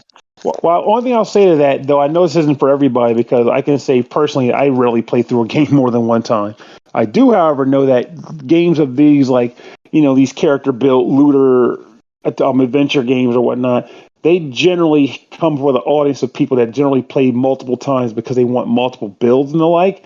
So one typical thing I've utilized the few times I've attempted to do things like this is I'll play single player as one character type entirely, and then when I go into multiplayer, I specialize in completely different character modeling structure. So even though I'm playing the same game, I'm playing it as two different characters, and with the friends being in there that has to help with the mobs and change the dynamic of the game, it can kind of feel like two different experiences. So long as you don't just make the same build twice. You can do that if they were shared characters. You could do the same thing. I'm not denying that. I'm just saying that's what some people do to balance that out. I was like, okay, crap, I got to make a second character now. I wouldn't defend the fact that they have separate online and offline. I think that's an archaic situation, and they should have found a better way to manage that instead of having completely separate characters. The other issue I ran into, Pernell, you showed me that you ran into this as well. Jacob, I'm not sure if you did, but some pretty bad graphical issues in spots. Yeah. So did you experience in a different place than I did from the screen grab? Not from what I saw. It looked to be the same area. Oh, okay. Jacob, did you experience anything like that yourself? I mean, there was a couple of sections where stuff was blurry, but I didn't know if that was the game or if it was just. I don't know. No, we had an issue where one of the textures was just on a diagonal up through the entire screen. Like it clipped? Yeah, well, I don't know. Let me see if I can find the picture and send it to you. I guess the best way to describe it for folks who are listening, it's almost as if somebody, like a god, showed up and took a butter knife or a cleaver to a good chunk of the map, and what they removed just got replaced with a black void that covered up everything, including your character. So you just kind of were run into this space, and it was just darkness. And you're just throwing bullets to kill things that are in there until you got out of it. And you eventually did get out. And at one point, I was hoping, okay, well, maybe, because I'm going to tell you right now, it really took me away from the game. Like, oh, this is just a denied right off the bat because of stuff like that. That's egregious kind of stuff right there. But it took me away from the game for a while. Then I came back. The issue was gone from that section. But then I went back later still, and the issue was back again. So it's like... And that's not the only place where I experienced it either. But the problem is that there definitely needs to be a little bit more quality control. Heck, we'll also go with a lot more quality control on those situations, because when you're charging full price for a game, especially a game that's been out on a previous system, and you could prepare for the console release by taking a few extra steps, that's kind of egregious. So I was not a fan of that at all. And I hope if they're listening to this, they acknowledge that is a problem, and they can figure out why it's happening. Because this was in single player too. This isn't like an online issue. This is purely sitting in my living room playing by myself. And the game's installed on my hard drive too. Did you have an online character or an offline character? This was an offline character. That's what I was saying. There can't be blamed on the server issues or nothing. This is literally Xbox running textures on this thing. Yeah. Just didn't cut it, so they had to figure that one out. I appreciate you named your character Red Sonja. That's right. Been a fan since the 80s, baby. It ain't changing no time soon.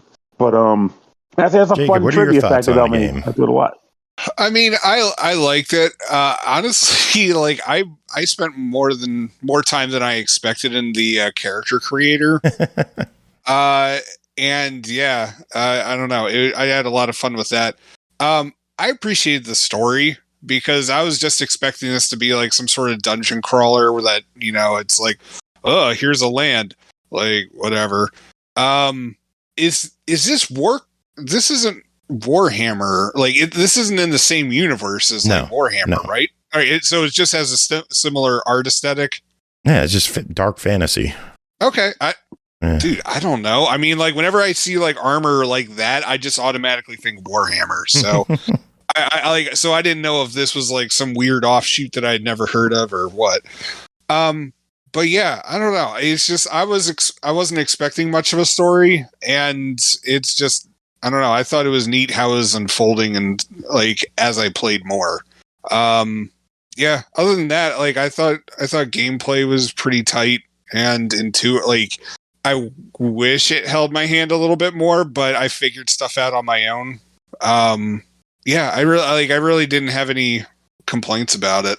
That's one thing worth mentioning too, the hand holding that you mentioned. So even though it doesn't do a lot of hand holding, one benefit I will give in regards to that is the fact that, from what I could tell at least, they don't make much of a penalty for respecking your character, either in your stat point allocation, or your skill tree allocation, or otherwise. Like, it's pretty easy to just like, you know what, I'm undoing all this and trying again. Even though it doesn't hold your hand, it does give you near free reign to paint, spackle or remove or varnish, and then redo your canvas all over again.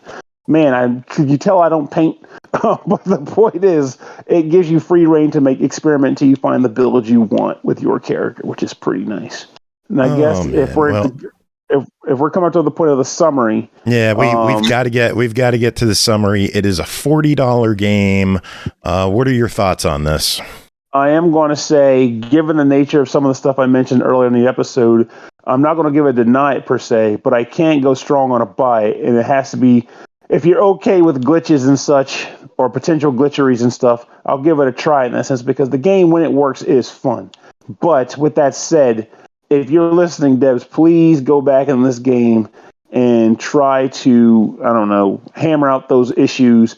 And heaven forbid, if it's possible, can you increase the size of the damn font? Yeah. There's a lot of screen real estate you can work with here. Just do a freaking pop a Microsoft Word bit in here, just like say text blow up 10 points. I don't know, whatever. Just make this better. I don't think it's that easy, Pernell, but I know. I know. Jacob, what are your thoughts? That doesn't mean ridiculous on it. At $40, I mean, dungeon crawler fans generally replay the same games over and over again. I mean, like I did the same with Torchlight way back in the day. Yeah. And so it's like especially for $40, you're going to get your money's worth out of it. I'd recommend it. I thought it was solid. And, if you're a Diablo fan, while you're waiting for Diablo 4 to come out, like this might scratch that itch for you. Yeah, I can agree that it's a good one to hold you over until Diablo 4. The price is my biggest issue with the issues I mentioned earlier. I think if this was $20, it'd be a no-brainer. $30, I'd be sold on it. $40, I have to be like hesitant. But it's not a deny it, just a hesitant try it. It's got issues, it's got bugs, but it's got a solid foundation, like we mentioned before. And if they can build off it, they could fix them. Yeah, if they could build off it and fix the issues and keep updates coming and smooth out the problems and maybe make connections a little bit quicker for the online games, it's worth your time. But with Diablo coming, it's going to be a hard sell. Anything else? No, I think that's the kit and caboodle of it all. All right, next game is Assault Suits Valken Declassified, developed by Extreme and M2, published by Rainmaker Productions, released March 30th on the Switch for $24.99. The original Assault Suits Valken was censored and edited for its international release as Cybernator. This new declassified version finally offers the original Assault Suits Valken officially translated into English for the first time. Chris, it's uncensored and uncut. How extreme is this game? Whoa. Yeah, that's a little misleading. No, it's T-rated. Never mind. Yeah. However, I will have some interesting little weird things about it that are not T-rated. So there's a little teaser for you. Should we play the After Dark theme? No. Oh. It's very, very trivial and not in the game itself. So we're gonna talk about Assault Suits Valken Declassified. So this is one of the games that I actually rented back when it was new as Cybernator. I saw the cover from Konami. Konami made the Ninja Turtles game, so they had my absolute trust. And just like that cover of like a giant angry robot and the back of the box being like, this is who you play as. I'm like, oh, okay.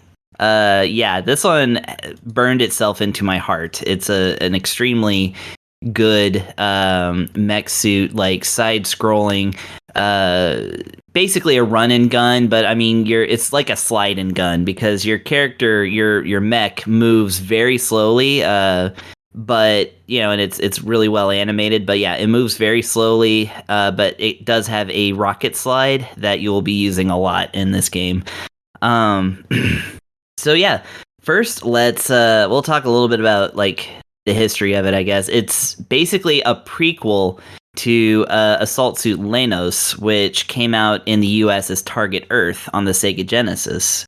And was actually remade later on the PS4. I actually have the remake of that, as well as, the actually Assault Suit Lenos as Target Earth can be played if you have the Genesis Switch Online expansion.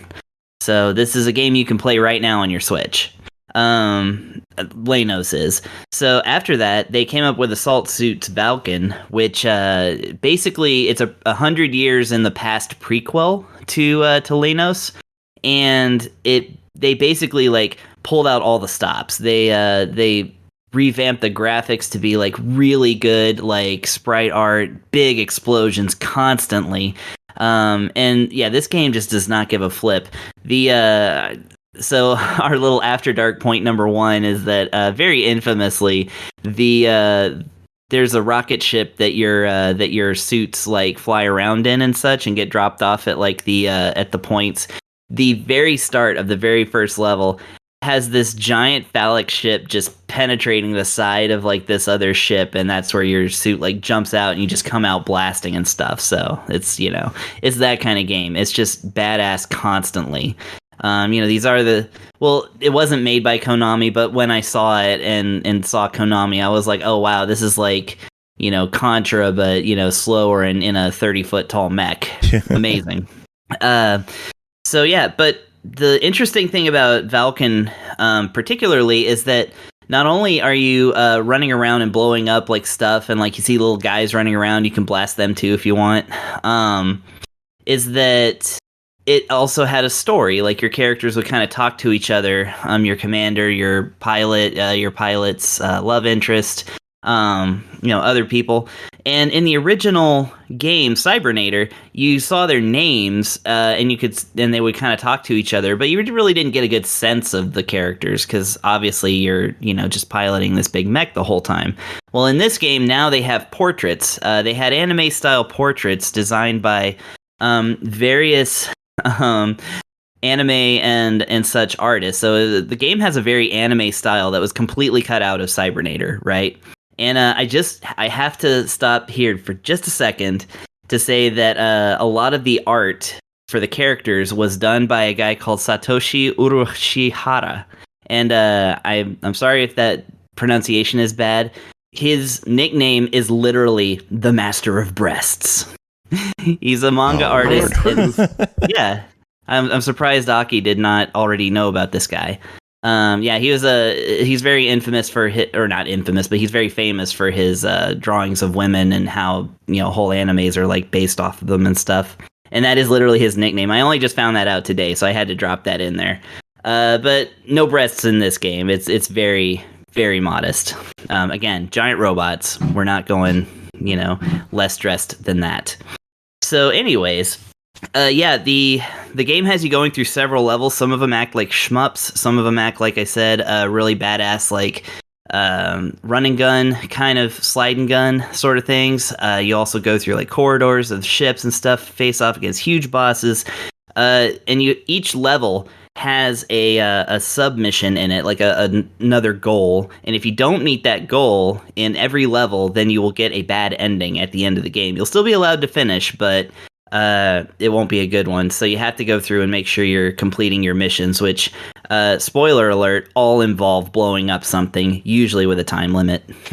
But anyways, so yeah, that is Assault Suits Valken. Like I said, it is badass. So this particular declassified version, apart from adding back in the censored content of the original game, this remake was handled by the best in the biz, M2. And holy geez, did they drop in a lot of stuff. So in the game itself, we now have save states, load states.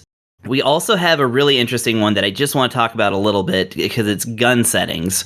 With gun settings, you can kind of set how you control the gun because it's one of those games where you're moving, but as you press up and down, it moves your gun.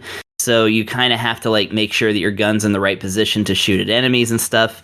You can now change the speed of that as well as the range of angles, which is kind of great. The other thing is that you can add napalm. Now, here's where that's important. Napalm is a secret super weapon in the game. In Cybernator, I've only done this a couple of times, but here's how you have to get napalm. You have to get through the first stage without blowing anything up except the boss. Then you have to get through the second stage where you have to not die and also not destroy anything but the boss. And it's a shmup level. So you are literally dodging and trying to live. You are in the most cowardly position possible. Just total pacifist. But once you beat the second boss, you have napalm for the rest of the game, and it wrecks. It is just this absolute fireball of death that you can just shoot constantly. All ammo is unlimited in this game. It only counts down till you can recharge or refill your ammo, which is reload. That's what it's called, which is the same thing that they did in Lanos. In this game, you can just add napalm right from the get-go and just wreck if you choose to. You can set the controller to literally any. There's 4 presets, and then there's a custom mode that lets you change any button to do anything. There's your usual full standard and pixel perfect screen size and stuff, and then your screen effects and such. We don't care about those, wallpaper or whatever. You can save your whole gameplay as a movie, and you can save up to 4 of them and watch them, which is pretty great. So that's just in the game by itself. Then outside of the game, we have an image gallery which contains an image collection of 50 images from the original archives of this game. There is the 12-page manual as well as an 82-page strategy guide. And it's all translated into English. I don't believe any of this was available in English before. There's even a CD booklet that came with the soundtrack. I don't think that there's actually a sound. Oh, no, there is a soundtrack to this too, a music player. There's a movie gallery where not only you can watch your playthroughs, you can also listen to a pretty lengthy interview with Satoshi Nakai, who is one of the designers of the game, who insisted on implementing one of the game's best features, destructible walls and floors. You can actually damage walls and floors in this Super Nintendo game, and it's actually really, really awesome. I mean, it's not like world beating or anything, but I mean, it was great for a 16-bit game to be able to shoot holes in the floor. And then there's the staff credits, which if you watch the staff credits, definitely do, because it will unlock a secret other bonus. I'll leave that for people who actually play it. just a ton of like content for this game, and it's done so lovingly because I don't know if you know, but people who are fans of mech franchises get pretty into them. And for folks who are into the Assault Suit series, which basically is this, Lanos, and Assault Suits Valken 2, which came out on the Saturn and I think later systems as well. I don't think we've gotten that one in English yet. It's not a very long series, but this is as lovingly crafted as you could possibly get for a game of this ilk. So, nice. Another winner from them too, for sure. Well, it's sitting at $24.99 on the Switch. What are your thoughts?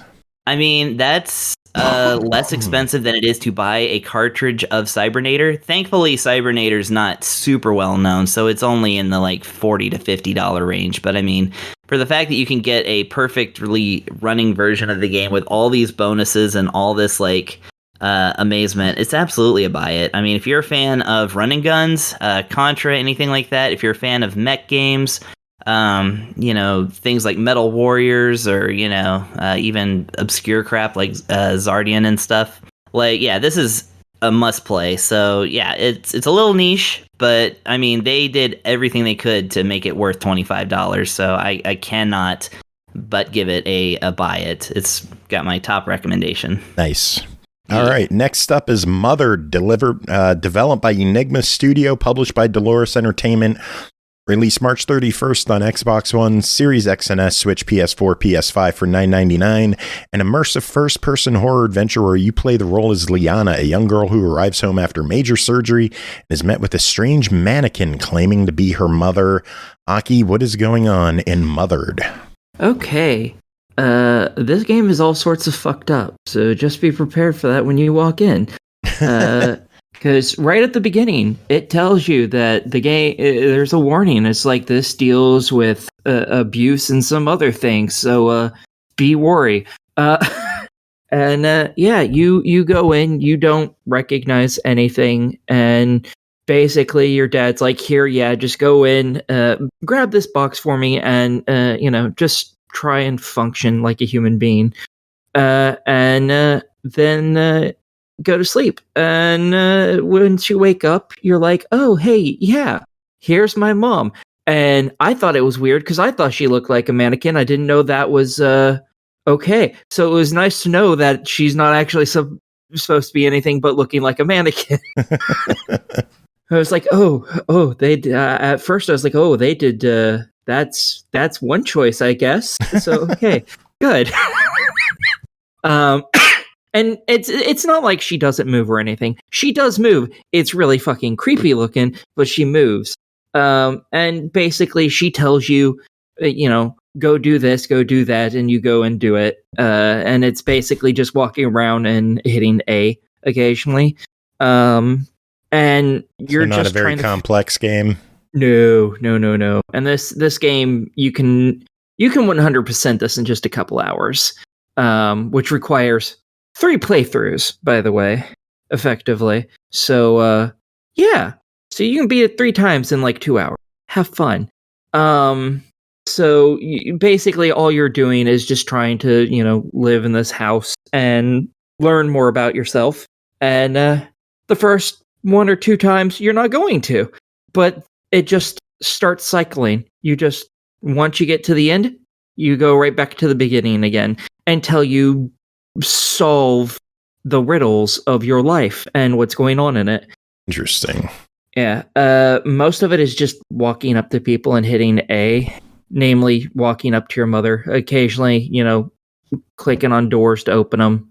When I say A, it's not actually A, it's RB because everything is through LB and RB. It's really weird. You look at stuff with LB and then you click RB to interact with it. Also really A is weird. For running. I noticed that this is an E-rated game. Is it not gory? Is there like nothing?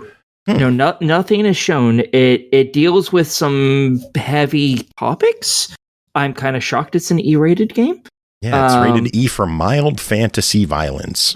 It has some implied violence, but that's it. And it's very dark in some sections. Not just literally, because it does get literally obscenely dark for no fucking reason, which drives me out of my goddamn mind. But also, it gets dark. So there are some issues with the game. As you may have already guessed, as I didn't even allude to it, it was a big motherfucking hint moment. During, well, realistically, most hours of the game gets really fucking dark, and there's no options or anything. So you can't be like, okay, let's raise the brightness on this bitch. Yeah, and it's not just settings on your TV. You're not really going to fix it either, sadly. Also, everything that's more than like 2 feet away from you becomes really blurry, which there's a little mini game basically where you have to go pick 8 apples, and it is so hard to find the apples because after something's like just a couple steps away from you, it's so fucking blurry you can't see through all the goddamn trees. Oh, and because there's trees, it's pitch fucking black.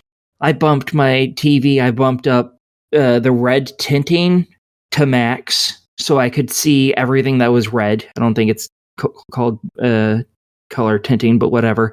I bumped the coloration to max, the sharpness to max. I put my brightness quite high up.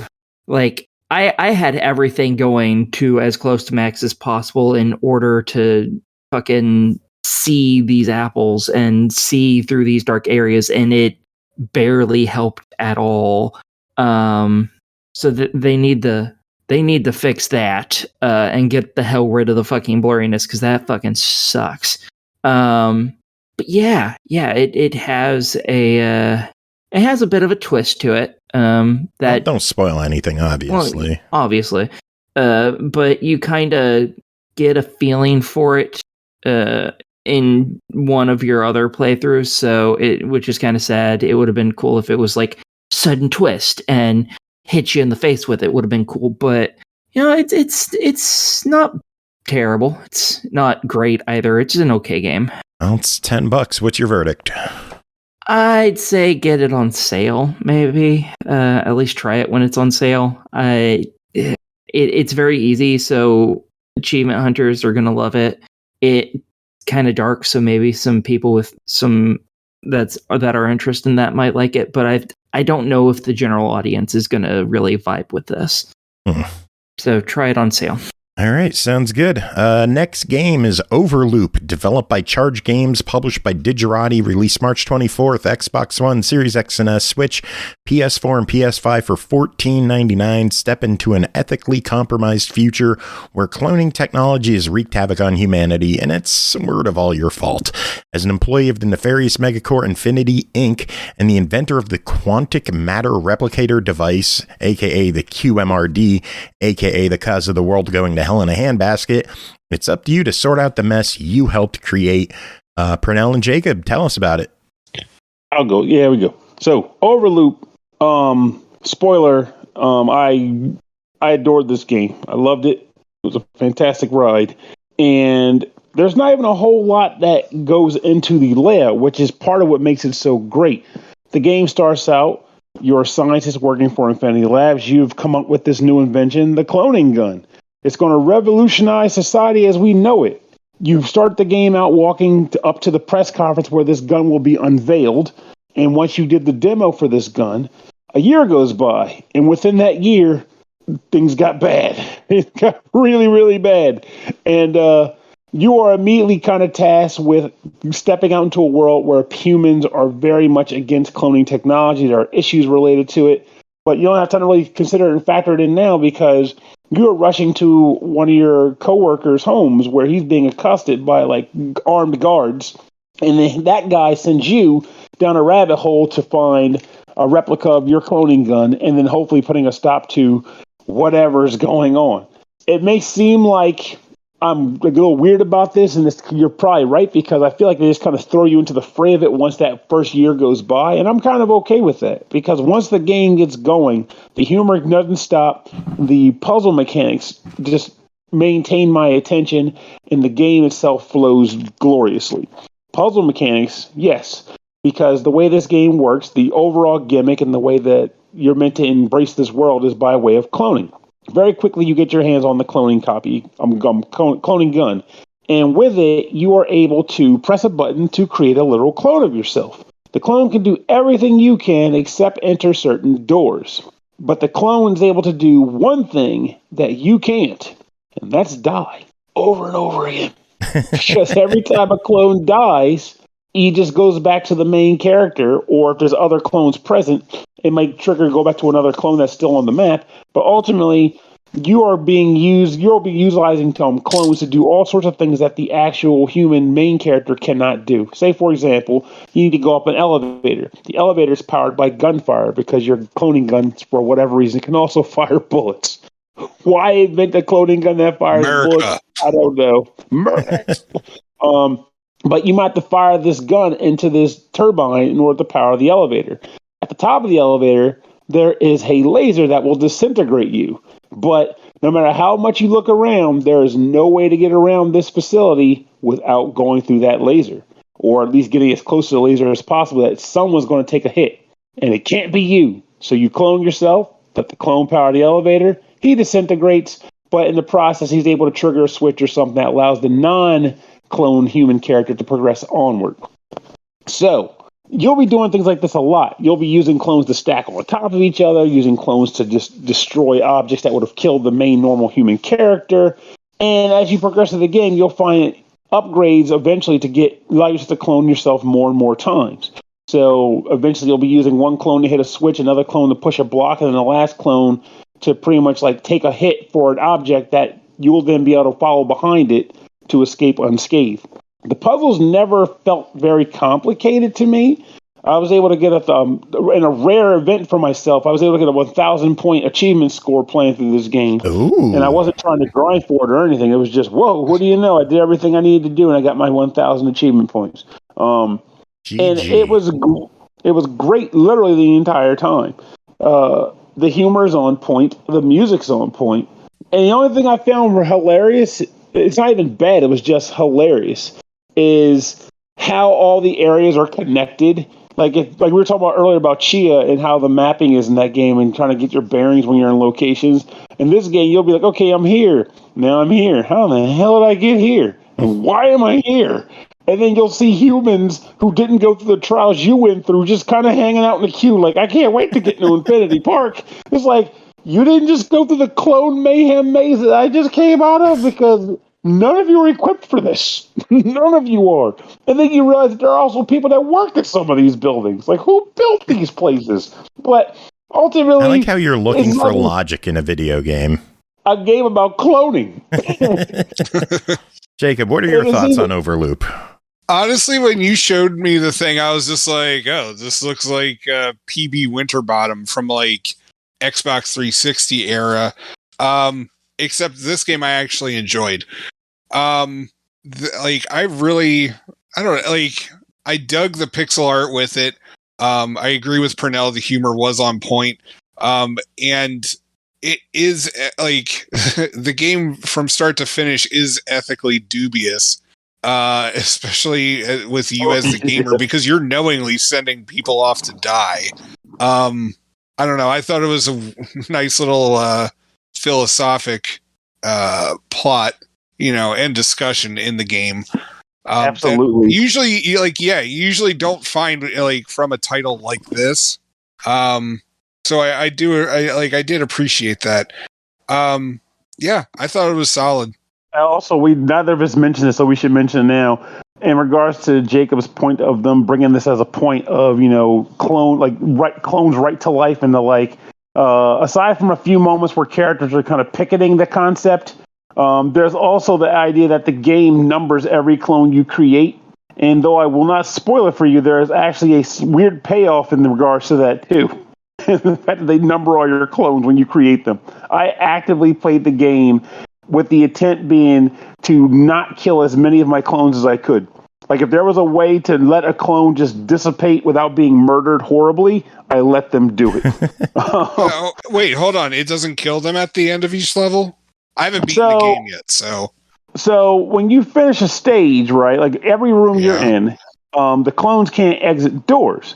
And of course, when you enter the door, they kind of just fade away.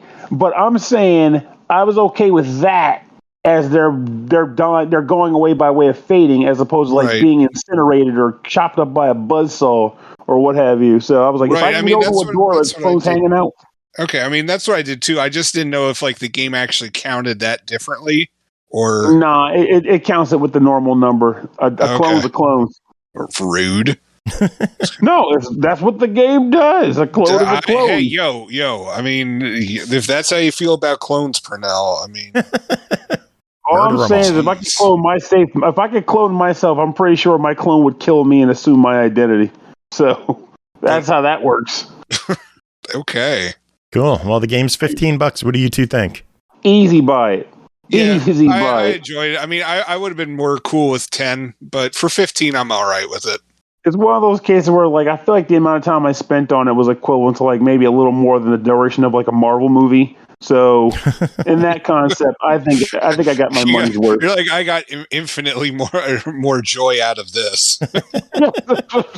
Honestly, in this current state of my life, that's probably true. I mean, I haven't seen a Marvel movie in quite a while. I just kind of fell off the bandwagon there.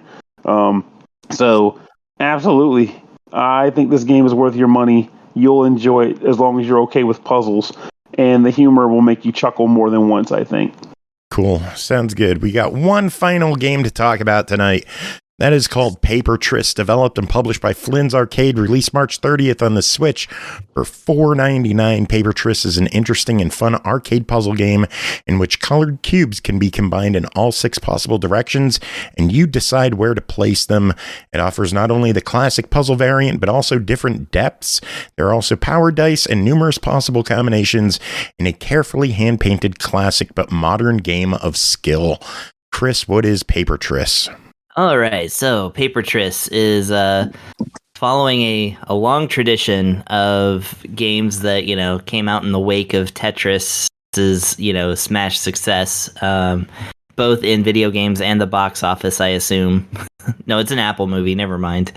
But yeah, so following the likes of things like, Wordtris or Hatris, which is hats.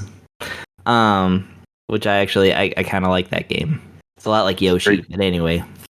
So yeah, this is a game that is about falling pieces that you arrange to make them disappear and make your brain happy, because that's what puzzle games are for. This one, however, like most of the games that contain the tris, especially things like Tetris Attack, which is one of my top 10 favorite games of all time, but actually is not Tetris in the least. This actually doesn't function a whole lot like Tetris. So what it is that for one, it's got a paper aesthetic. What that means is that all the graphics in the game are represented as cubes that have further cubes kind of penciled onto them, and they look like they were colored with pencils as well. It's pretty good. I like the aesthetic. And they all kind of look like little, just single color, like Rubik's cubes. That's kind of, if that makes any sense. So the whole point of it is that 3 of them linked together will drop down from the ceiling. So that's going to make you think, oh, columns. It's like columns. It is kind of like columns, except that... Well, no, I mean, it's not a whole lot to separate it from columns, because, you can basically, if you match up 3 or more of the same color, they will disappear. You can, like, the way when you push the button, you can't turn them or anything. So there's no rotation in this game. All you're doing is organizing which color goes first, and then the other 2 colors will follow behind in a consistent pattern. So if it's like blue at the bottom, yellow in the middle, white at the top. If you push the button, then blue moves to the top, but then yellow moves to the bottom, and when white goes to the middle, and then so on and so forth. The whole point of it is to get around the game's various challenges doing this, because obviously, it's not much of a challenge to simply match colors when there's only 3 of them, and they're in blocks of 3 and can be moved freely like that. So yeah, they do a lot of clever things. There's 2 modes. One is challenge mode and one is endless mode. They both kind of do their own thing. And that's in the 1-player mode. There is also a 2-player mode, which I did not try because I don't have 2 copies of the game. Fair. There's also online leaderboards and things like that. Some pretty good options and a how to play tutorial, which is good too. So it's got, all that kind of stuff. Options sounds like are mostly a good little package there. Yeah. So yeah, like I said, in the 1-player game, they start off where it's just like, hey, match a few colors. And then it eventually gets to where, oh, now there's actually blocks behind you that you can't do anything with, but if you connect a color to them, then they count as a color, and so you have to clear them by matching colors with stuff in the background, stuff in the foreground. You have to bust blocks, or you have to play the game and get this many lines cleared without clearing these blocks that are a specific color and placed in an inconvenient location. So you have to play around pieces that you can't bust. Then there's pieces that are unbreakable, so you have to work around them. And as the game progresses, they introduce more colors and more colors and more colors. There's actually they eventually do get to quite a crayon box of stuff, and of course, the more colors there are, the harder it is to match them up. So this game starts off fairly simple and gets very clever. So I really appreciate that about it. Literally my only complaint, it runs a little slow. In fact, it's a little bit input laggy too. It's less bad in portable mode, but when playing on with it docked with my Pro controller, yeah, it was a little bit of lag there. But I mean, unless the game starts to get really fast, it's not as important. But things like also pushing left and right, I noticed that the up, which makes the piece fall a lot faster, is very sensitive. So oftentimes if I am trying to move something to the left or right, then I'll be accidentally triggering it to just drop the piece. Fortunately, when you do drop the piece, unlike Tetris, it doesn't instantly go where you want, where you're dropping it. It just goes faster and you can still control it to some degree. So not too bad, but yeah, the issues with it running slow is the only thing keeping this from being a new obsession for me. But having said, I really appreciate the cleverness that went into it and all the thought, and the fact that it goes from simple to hard in a very gradual curve is pretty nice. And again, 2-player, that's really cool. Tetris didn't have that for a long time. Cool. This is $5. What's your verdict? Yeah, it's worth $5. I mean, again, performance complaints are really a non-issue at a game at this price point. But having said, I mean, I would pay $10 for a game that ran a little bit faster and a little bit snappier. And I mean, people pay $50 for Tetris DS, so there you go. That game was great too. I love Tetris DS. Yeah, that really was one of the best versions of Tetris. Push mode was such a joy. I played that with I could consistently at one point find 3 friends to play that with me at just about any time. Those times are long gone, but yeah. Oh, Tetris DS is only it's cheap now. Is it? It's going down? Yeah. I'm seeing used copies seeing a lot of used copies for less than $20, and they don't look like they're pirated or anything. Oh wow. Anyway, that's it for this episode. We made it through. We're not going to talk about Tetris for 20 more minutes. We'll just go on. Jacob wants to get the hell out of here. He was like, I wanted to leave after the last review. I'm like, there's one left. Deal with it. Aki's sitting here patiently. You don't hear her bitching and complaining. Jacob.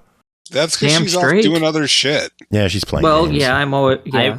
I recommend playing a video game while other people are talking. Yeah, exactly. Here to that. I've been working on a review game. I can't because where I do this is the office and the bathroom. Play a computer game, motherfucker. That's why you need a handheld. No, it's my work laptop. I can't do that. I was immediately thinking bathroom. That's so funny. Yeah. So anyway, music. We're gonna play some Tetris music from the OneUps. How's that sound?